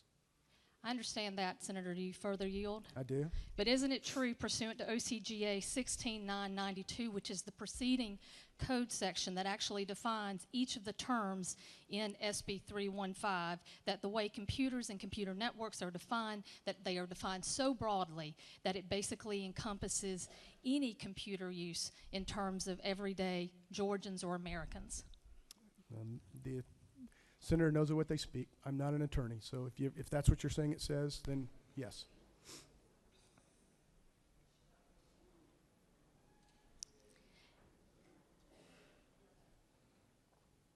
Isn't it true that will you yield? I will. Isn't it true that pursuant to OCGA 16992, again, the definitions that go along with SB 315, that without authority is basically tied to user agreements? Senator, I'm not familiar with whether or not this is going to be tied to user agreements, but again, it's very narrowly written, unauthorized access. I think unauthorized is pretty easily understood when it comes to the legal profession. You're either authorized or you're not. Will you yield, Senator? I will. Isn't it true that with respect to this bill, that very specifically the term without authority is defined in the preceding code section? If the senator knows what they speak. And in terms of 16992, will the senator yield? Sorry. Yes. That really it ties criminal liability to the violation of a user agreement. Senator, I'm not familiar with what you're speaking of. Will the senator further yield? I will. Isn't it true that nobody reads the terms of service or user agreements and that they change all the time with respect to ISPs or computer programs, Facebook, Instagram, and the like? Senator, I would disagree with that statement. Right now, what we've had is we had many of the companies that have user agreements come in and weigh in, and we made necessary adjustments and had some amendments and a substitute to make sure we took in the concerns of those that had user agreements. So we took everyone into consideration. We met. Again, Google, Facebook, Comcast, all of them weighed in on this. Will the senator further yield? I will. And so you took into account Google, Facebook, and the like, the very people that are actually going to be able to define what is criminal liability and what is not. Is that true? I don't believe that's correct. I think your prosecutors would determine that when you get into a court if someone does have unauthorized access. I don't believe the companies will define that. Will the senator further yield? I will. And if I am correct, that with that authority is actually defined by user agreements and defined by the companies that you have said have no problem with this statute, would that in fact be giving them the power and delegating them the power to determine what in fact is criminal conduct in this state? Is there a question there? If I'm correct, that in fact a violation of a user agreement can serve as the basis for criminal liability, would that not be putting in the hands of Google, Facebook, et cetera, these very businesses that you consulted with, the ability to determine if someone goes to jail or not? Senator, we have what-ifs every day in court systems, and we can what-if this to death. The fact of the matter is this is a very simple bill. We're one of 3 states that do not have this legislation. We are anti-hacking. We are seeking to prevent people from having unauthorized access. We're not recreating the wheel. We're behind. We're a spare tire trying to get on the side of the car. Will the senator further yield? I will. Senator, I'm not trying to stay in the world of what-ifs, but I am trying to stay in the world of due process in the Constitution of this state and of this country. And with respect to that, notice is necessary in terms of determining whether or not someone is going to be subject to criminal liability or not. Would you agree with me that if the user agreement can continually change pursuant to whatever the business thinks it should be, that that's not appropriate due process under our U.S. Constitution? I think what would be appropriate is for us to pass this legislation to prevent people to have unauthorized access to someone's computer. Does the senator further yield? I do. Would you agree with me that if this somehow opened up a challenge for constitutional vagueness because the language in and of itself does not provide appropriate notice to people in terms of criminal conduct, and that if we had a hacker who was then brought up on charges that then was able to get out from under those charges because of a lack of specificity of the statute, that would be problematic? Senator, what I will agree with is that we're going to disagree on this. Mr. President, with this, unless there's any other questions, I'm going to yield the well and ask for favorable consideration on this bill. You do have a couple of other friendly questions, I suspect.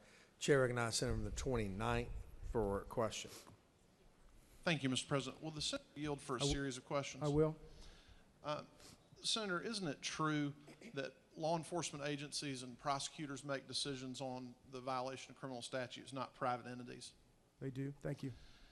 And Senator, looking at Section 92 that was referred to earlier, that has a series of definitions, it does define without authority, and it defines without authority to mean including the use of a computer or computer network in a manner that exceeds any right or permission granted by the owner of the computer or computer network. Is that your understanding of that definition? That is correct, Senator. And of course, 92 also further defines the term computer and computer network, does it not? That is correct. And I won't belabor the entire definition of computer, but it defines it the way we would think of as a single-use desktop or laptop computer.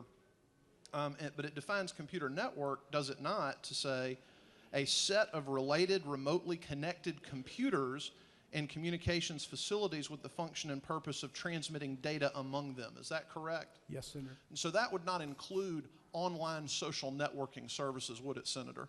I don't believe so, Senator. Thank you, Senator. Chair recognizes Senator from the 17th for a question. To your left. Does the gentleman yield? Yes. Senator, on line 13 of your bill, it actually says that the person accessing computer has to have knowledge that access is not authorized, correct? That's correct, Senator. So a third party could make this decision regardless, because you have to actually know you don't have permission to access this computer, correct? That is correct, Senator. Thank you for pointing that out. Senator from the 41st, the minority leader has a question. Senator Yield? Yes, sir. Senator, I was engaged looking over some other legislation. Is it true that you refused to yield any more questions from the senator from the 6th? I did. Is the reason for that because you thought that her questions were inappropriate in some way? No, Senator. I think that I gave her adequate time to be able to ask her questions. Senator, is this body not an open and fair process where we try to get to the facts of each piece of legislation? Absolutely.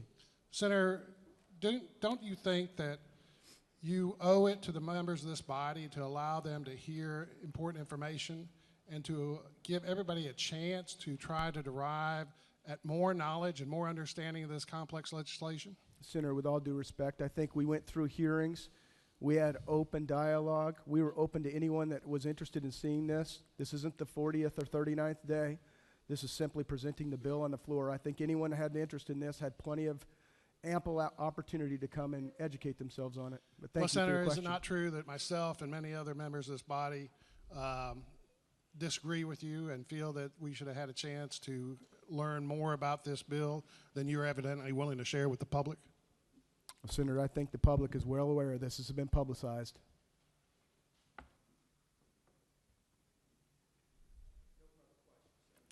Thank you, Mr. President. I ask your favorable consideration for this bill.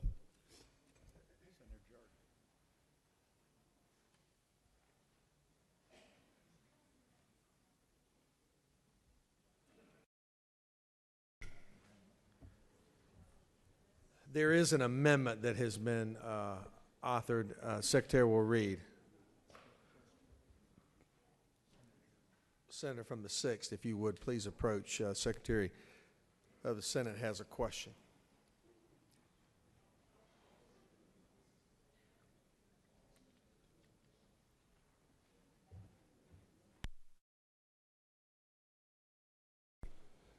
Hold on, Senator. Step out. Secretary will read the amendment. Amendment 1 by Senator Jordan the 6th and others offers the following amendment to the committee's amended committee substitute to Senate Bill 315 by replacing lines 12 through 14 with the following. B.1. Unauthorized computer access. Any person who maliciously and intentionally accesses a computer network by circumventing a computer code-based restriction, password gate, or other technical barrier shall be guilty of the crime of unauthorized computer access. That concludes the order. This is a late arriving amendment. You should see it up on the screen behind us. Chair now recognizes Senator from the 6th. Speak to her amendment. Mr. President, members of the body, I rise today not because I have a problem with what this bill seeks to do. I actually absolutely agree with it and think that it is a significant problem in this state and across this country with respect to folks trying to access and hack people's computers or computer networks. What I have issue with is the fact that the way it is drafted without authority goes back to the original definition in 16.992, which basically puts in the court of a private business the ability to determine what is criminal conduct and what is not. Understanding that at the end of the day, law enforcement folks make the determination whether or not they're going to prosecute or not prosecute a case, it still goes back to the elements of a crime. And one of the main elements of the crime here is actually whether or not someone violated a user agreement or some other type of agreement with respect to how someone can use a computer or computer network. This is a problem that is seen throughout the country in terms of federal statutes and other state statutes, and without authorization or without authority has caused problems throughout, with courts and judges constantly trying to figure out what exactly those terms mean. And while you may sit here and think, well, I know what without authority means, what your without authority is something very different than someone else's. And at the end of the day, it is about what comes out of this chamber and the integrity of the bills and the laws that we pass to make sure that they provide adequate due process and notice to those who may be charged under this law eventually. With that, I will open myself up to questions. There are some questions. Chair first recognizes Senator from the 56 for a question. Thank you, Mr. President. Will the senator yield? Absolutely. Senator, you mentioned in your questions earlier to the bill's author that no one read terms and conditions when they downloaded software or apps. Is that not true? I said as a general matter. Senator, will you yield for a series of questions? Sure. Senator, have you ever traveled through Atlanta Hartsfield-Jackson Airport? Absolutely. Have you read the entirety of what you can and cannot bring and all the laws liable to the TSA going to the security checkpoint? No, I haven't. Senator, would you agree that if you walked through that checkpoint and you had one of the items they found to be illegal, you would still be in trouble for that? Yes, and... Thank you, Senator. My next question would be, Senator, if you're going to discount that if you do not read the rules, but you then are still liable to the rules, wouldn't it be true that we would all fall in that for every law that we have? The issue with your premise, Senator from the 56th, is that the user agreement is not law.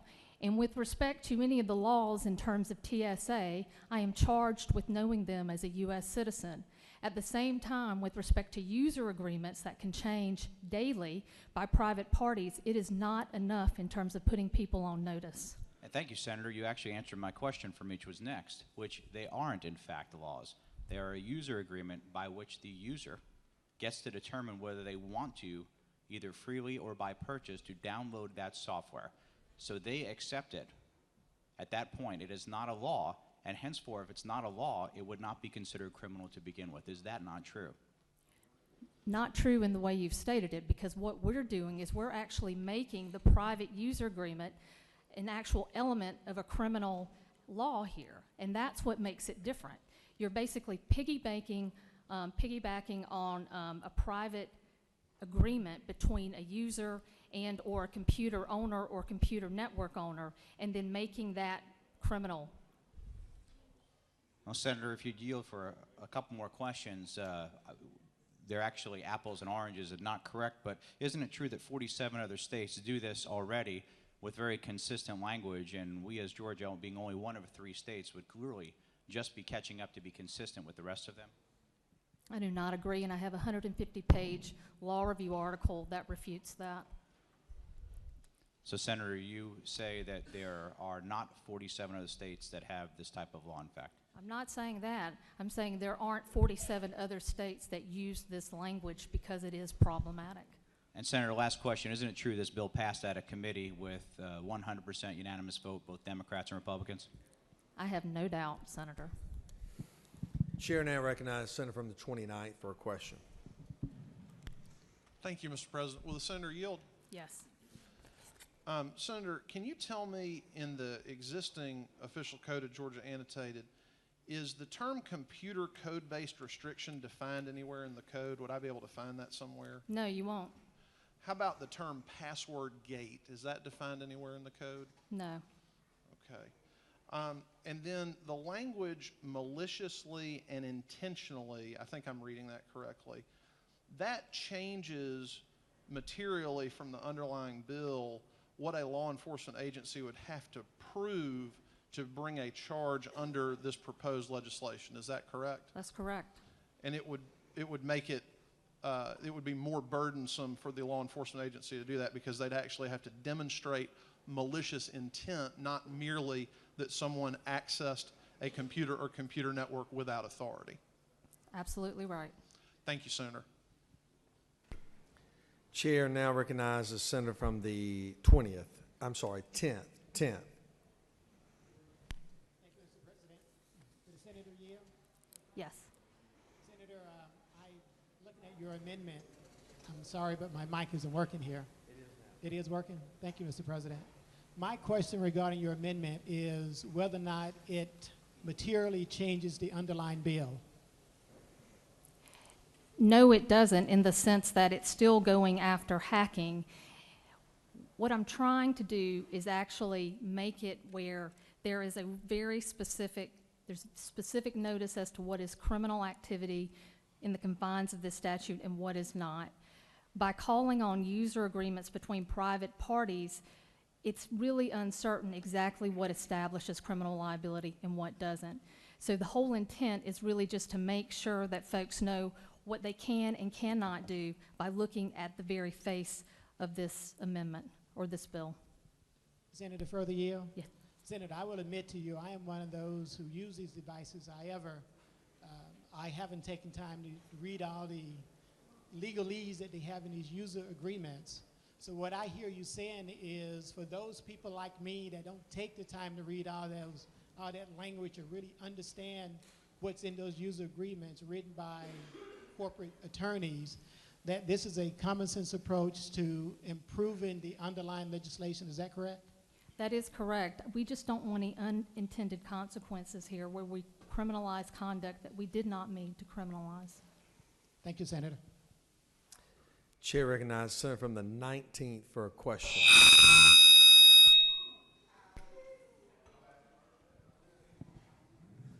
Wow. Thank you, Mr. President. Senator Yield? Yes. Senator, I have a serious question about your amendment that I just want to know your opinion on what this does.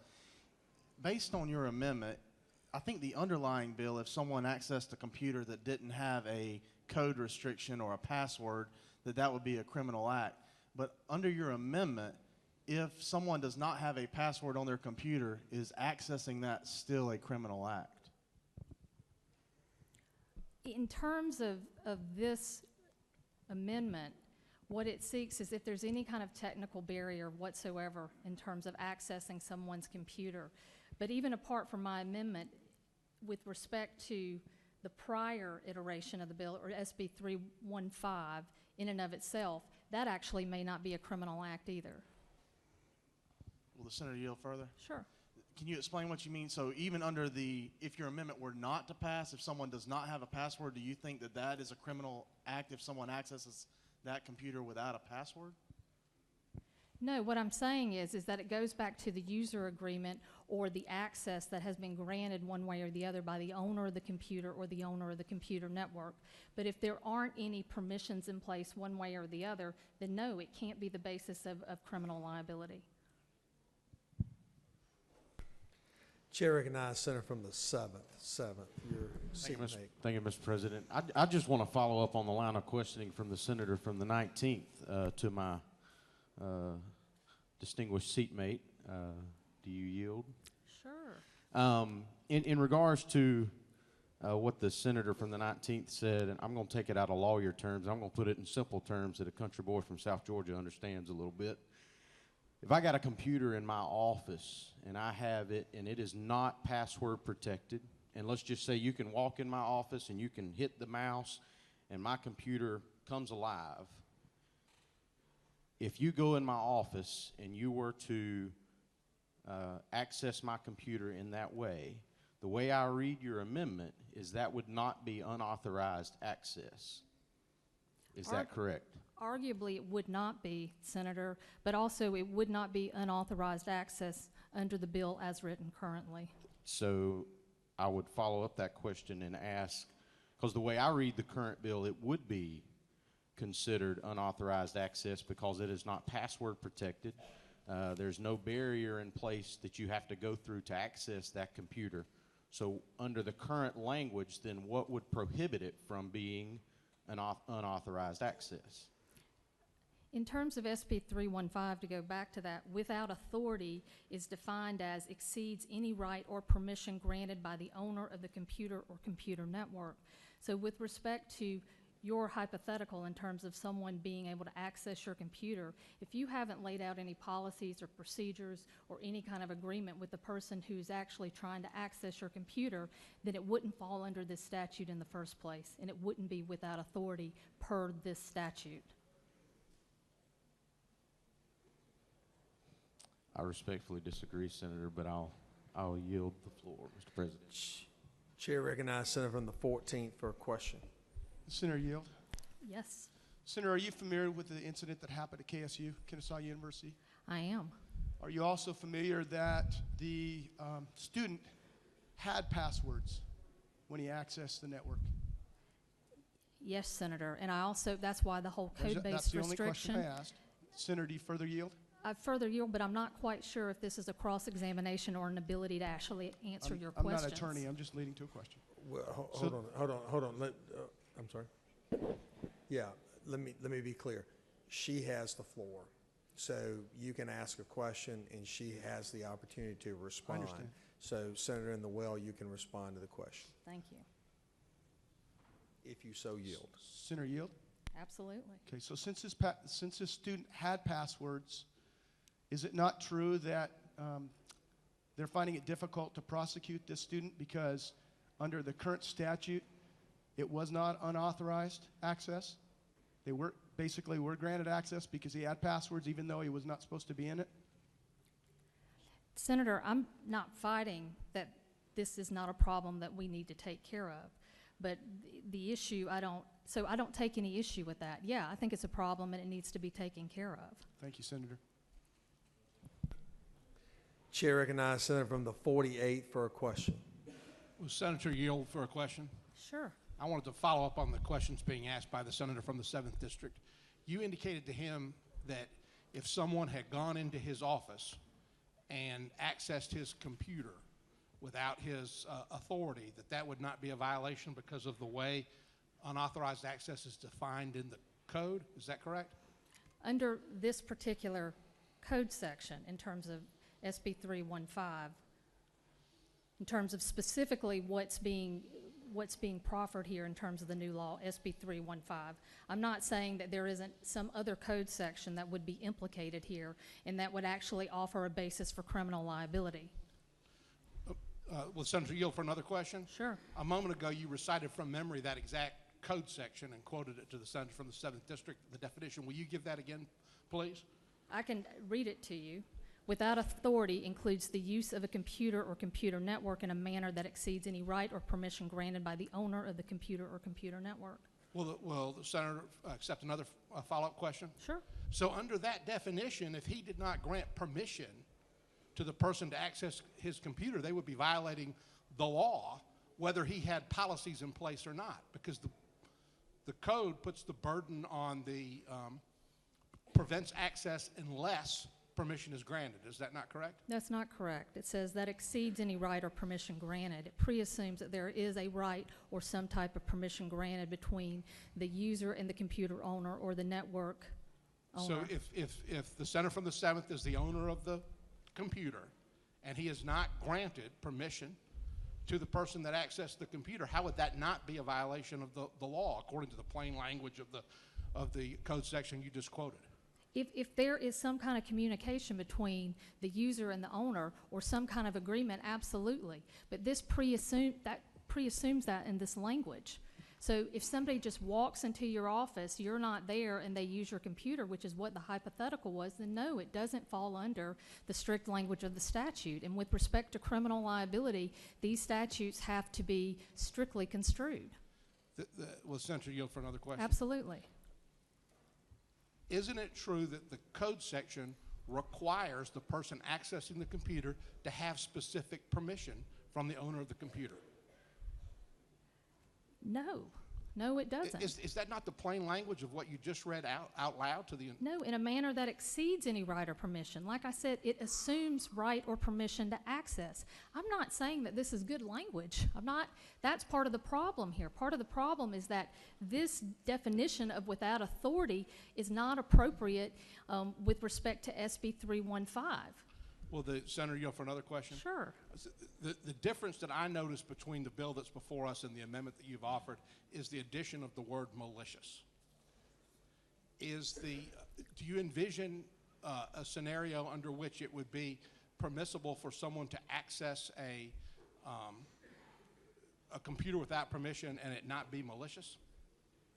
Yeah. For example, if there's a website, we know with the alcohol and tobacco websites now, when you go to them, you have to put in your age, that you're over 21 in order to access it. If I'm 19, 20 years old and I want to go to that website and I lie about my age, okay, and then I access that website, I'm not doing it with maliciousness, but unfortunately, under the language of SB 315, I would be subjected to criminal liability. And that's just not okay. Will Senator yield for another question? Sure. I'm not sure that a website fits within the definition of either a computer or a computer network as currently defined in the code. But other than protecting people who are underage from accessing tobacco websites, are there any other scenarios under which you think it'd be appropriate to protect them from liability? Look, I go back to criminal liability should not be premised on private user agreements and private contracts. We should not be handing over the authority to actually determine what is criminal and what is not to businesses out there. That's just what it comes down to. Chair recognizes Senator from the 29th. Mr. President, I'd move the previous question. I can't move the previous question while she's in the well. Senator, you wish to continue to yield for questions? You have Senator from the 33rd. 33rd for a question. Who's 33rd?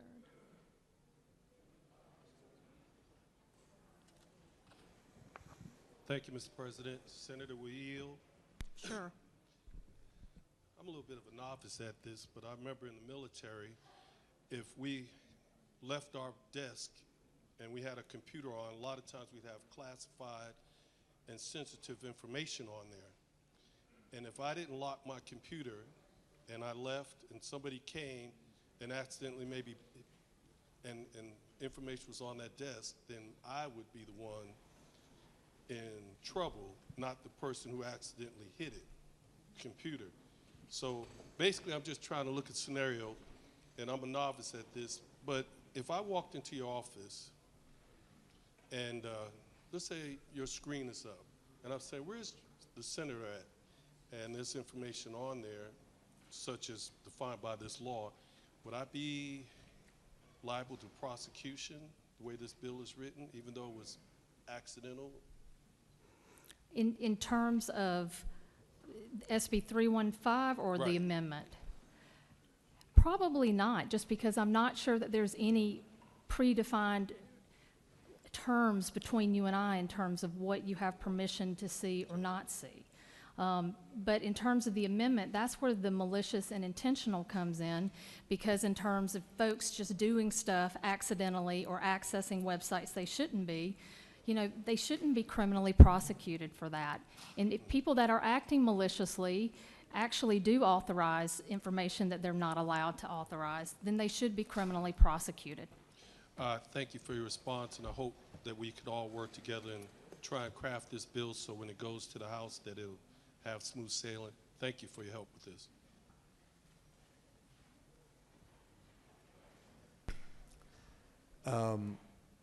You want to yield the well, Senator, or you want to continue? Senator from the 6th. Are there any more questions? There's a senator from the 20th has a question. I'll It may be a friendly one. He's got a friendly face.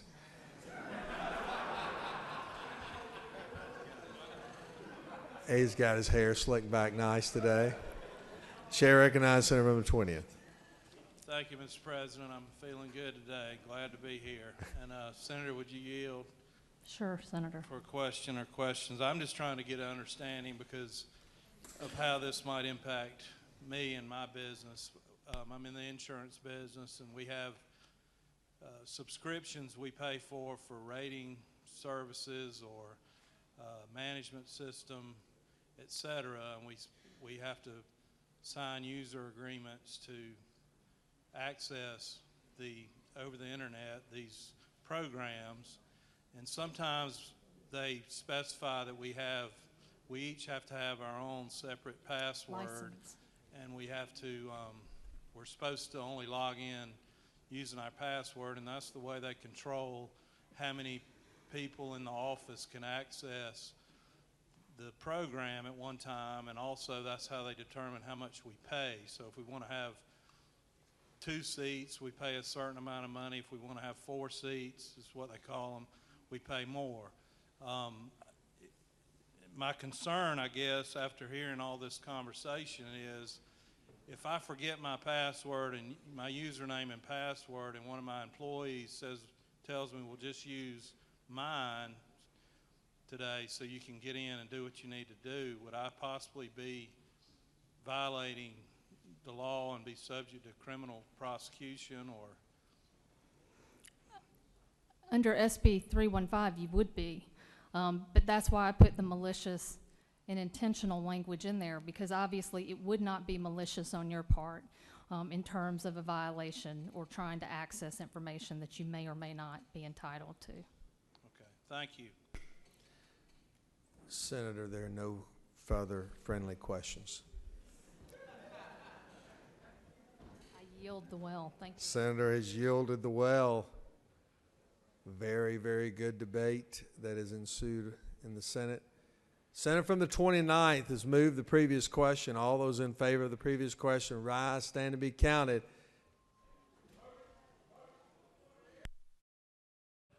Tape.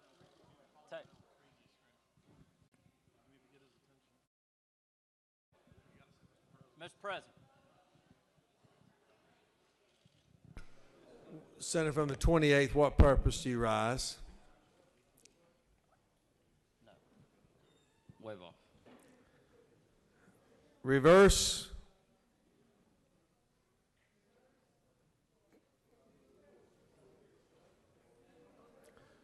On the motion for the previous question, the yeas are 30 and the nays are 0, and the previous question has been ordered.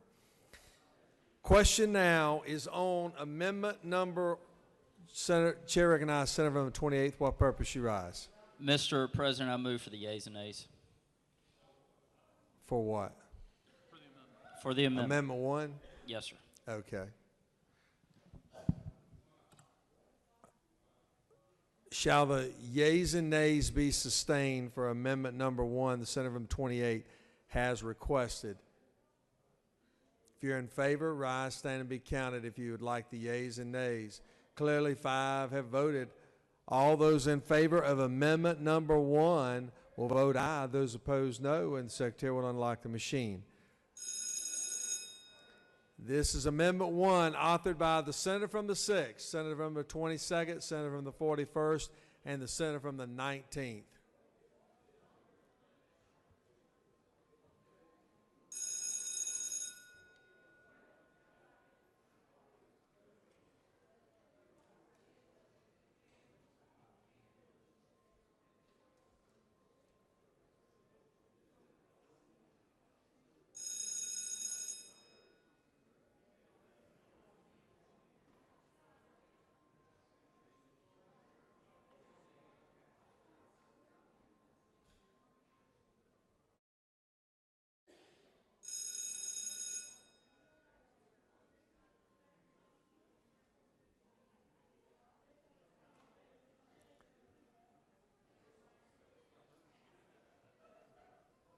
On amendment number 1, authored by the Senator from the 6th and others, the yeas are 20, the nays are 33, and the amendment has lost.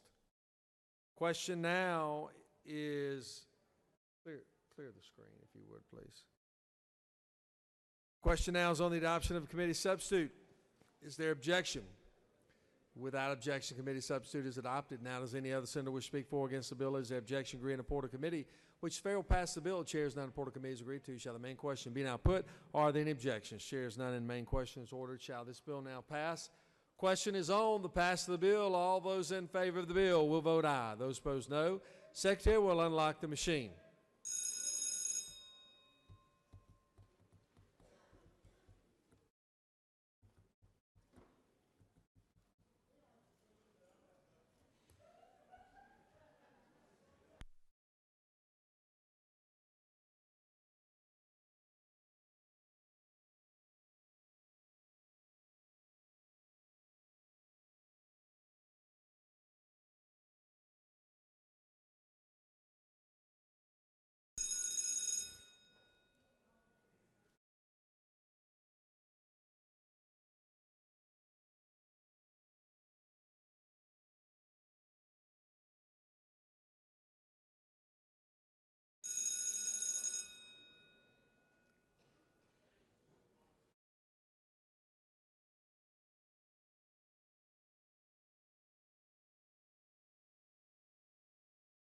On the passage of the bill, the yeas are 41 and the nays are 11.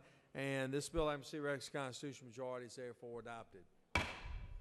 Secretary will read Senate Bill 353. Senate Bill 353 by Senator Anderson of the 24th and others. A bill will be titled an act to amend Article 2 of Chapter 15 of Title 25 of the OCGA relating to regulation of boilers and pressure vessels so as to establish civil enforcement and penalty authority and the Safety Fire Commissioner for violations concerning the regulation of boilers and pressure vessels and for other purposes. That concludes the order. Chair recognizes the distinguished senator from Columbia County, the senator from the 24th. Present a very important piece of legislation. Please give the distinguished senator your attention. Thank you, Mr. President. I'll be short and sweet. This bill comes to us through the insurance commissioner. About a year and a half ago, we had a situation in Augusta to where we lost a deputy. And this deputy was trying to save a life in a plant where it had a leak, and the gas, he inhaled the gas and passed away. But I'm wearing my tie today to back the blue and the black. Now, I'm also wanting to bring this bill to you because the insurance commissioner found out that he did not have boilers and pressure valves, vessels, where they could fine them up to $5,000. Just for example, give you an example where he can fine up the escalators and elevators up to $5,000 if a company does not be up to code and regulation. If there's not no questions, I ask you to go green, vote green, and vote for this bill today so that we can protect the great people of the great state of Georgia. No question, Senator. Does any other senator wish to speak for or against the bill? Is there objection? We're in the Porter Committee, which failed pass the bill. Chair is none. Porter Committee is agreed to. All those in favor of the bill vote aye. Those opposed, no. Secretary, unlock the machine.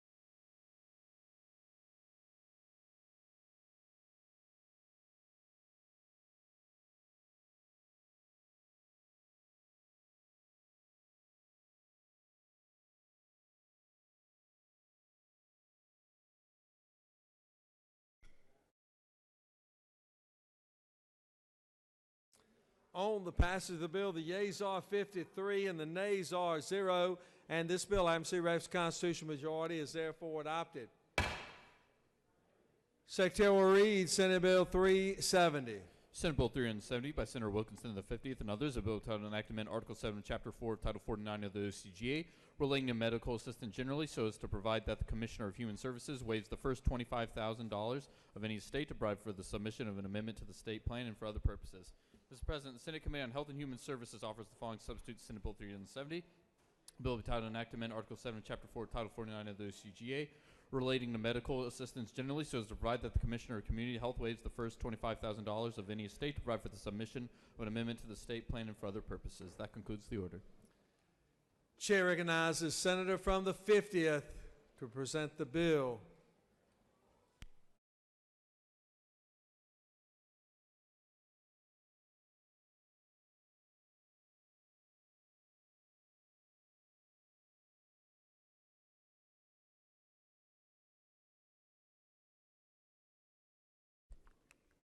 Thank you, Mr. President. Members of the Senate, Senate Bill 370 would waive the first $25,000 against the estate of a Medicaid recipient. Currently, if the estate of a Medicaid recipient is worth $25,000 or less, the entire amount is waived. However, if the estate was valued at $30,000, the state would claim the entire $30,000. So We see this as an inequity, a fairness issue. So all this bill would do is waive the first $25,000 of the estate of any Medicaid recipient. Mr. President, if there are no questions, I'll yield the well. Senator from the 41st, you wish to speak to the bill? No question, Senator. Thank you. Chair recognizes the minority leader to speak to the bill.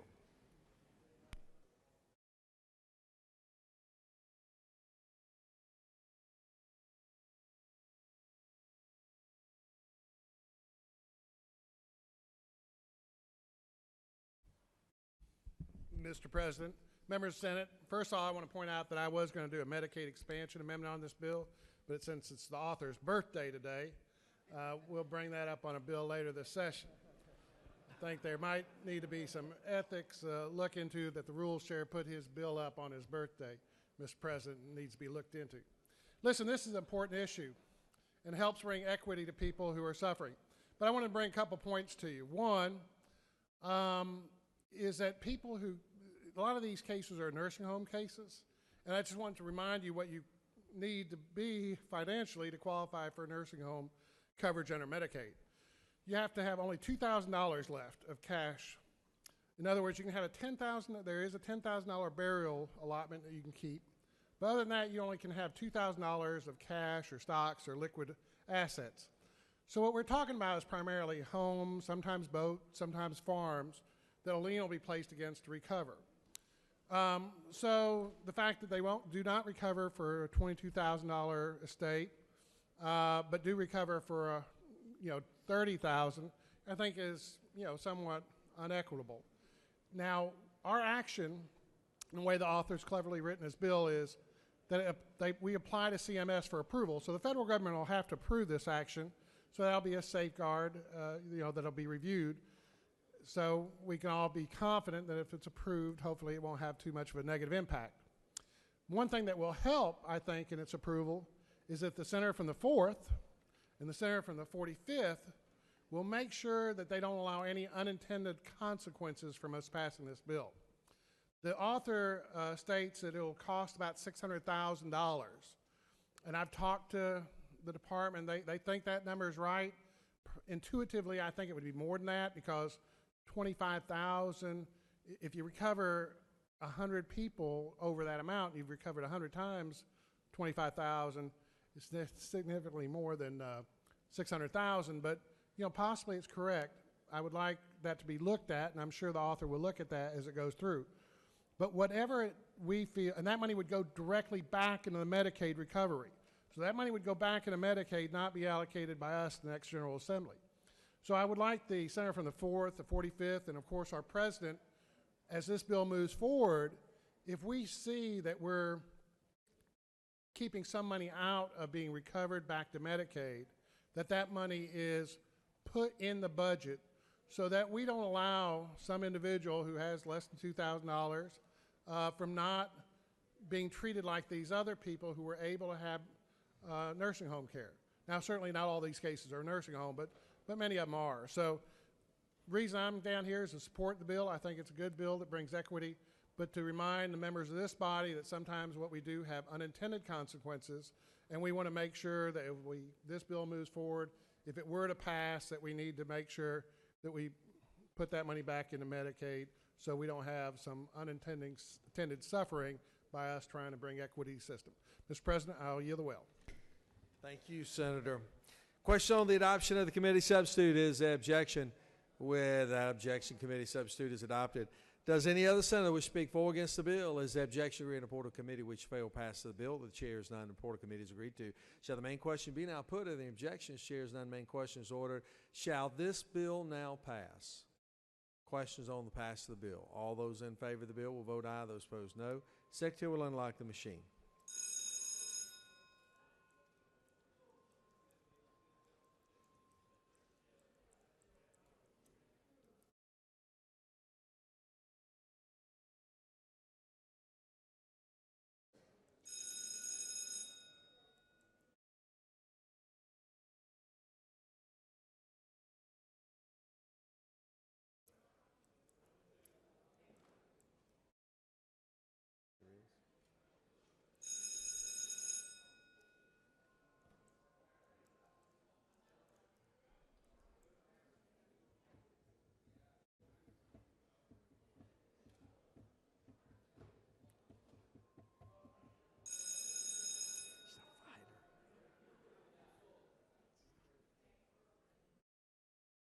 crying.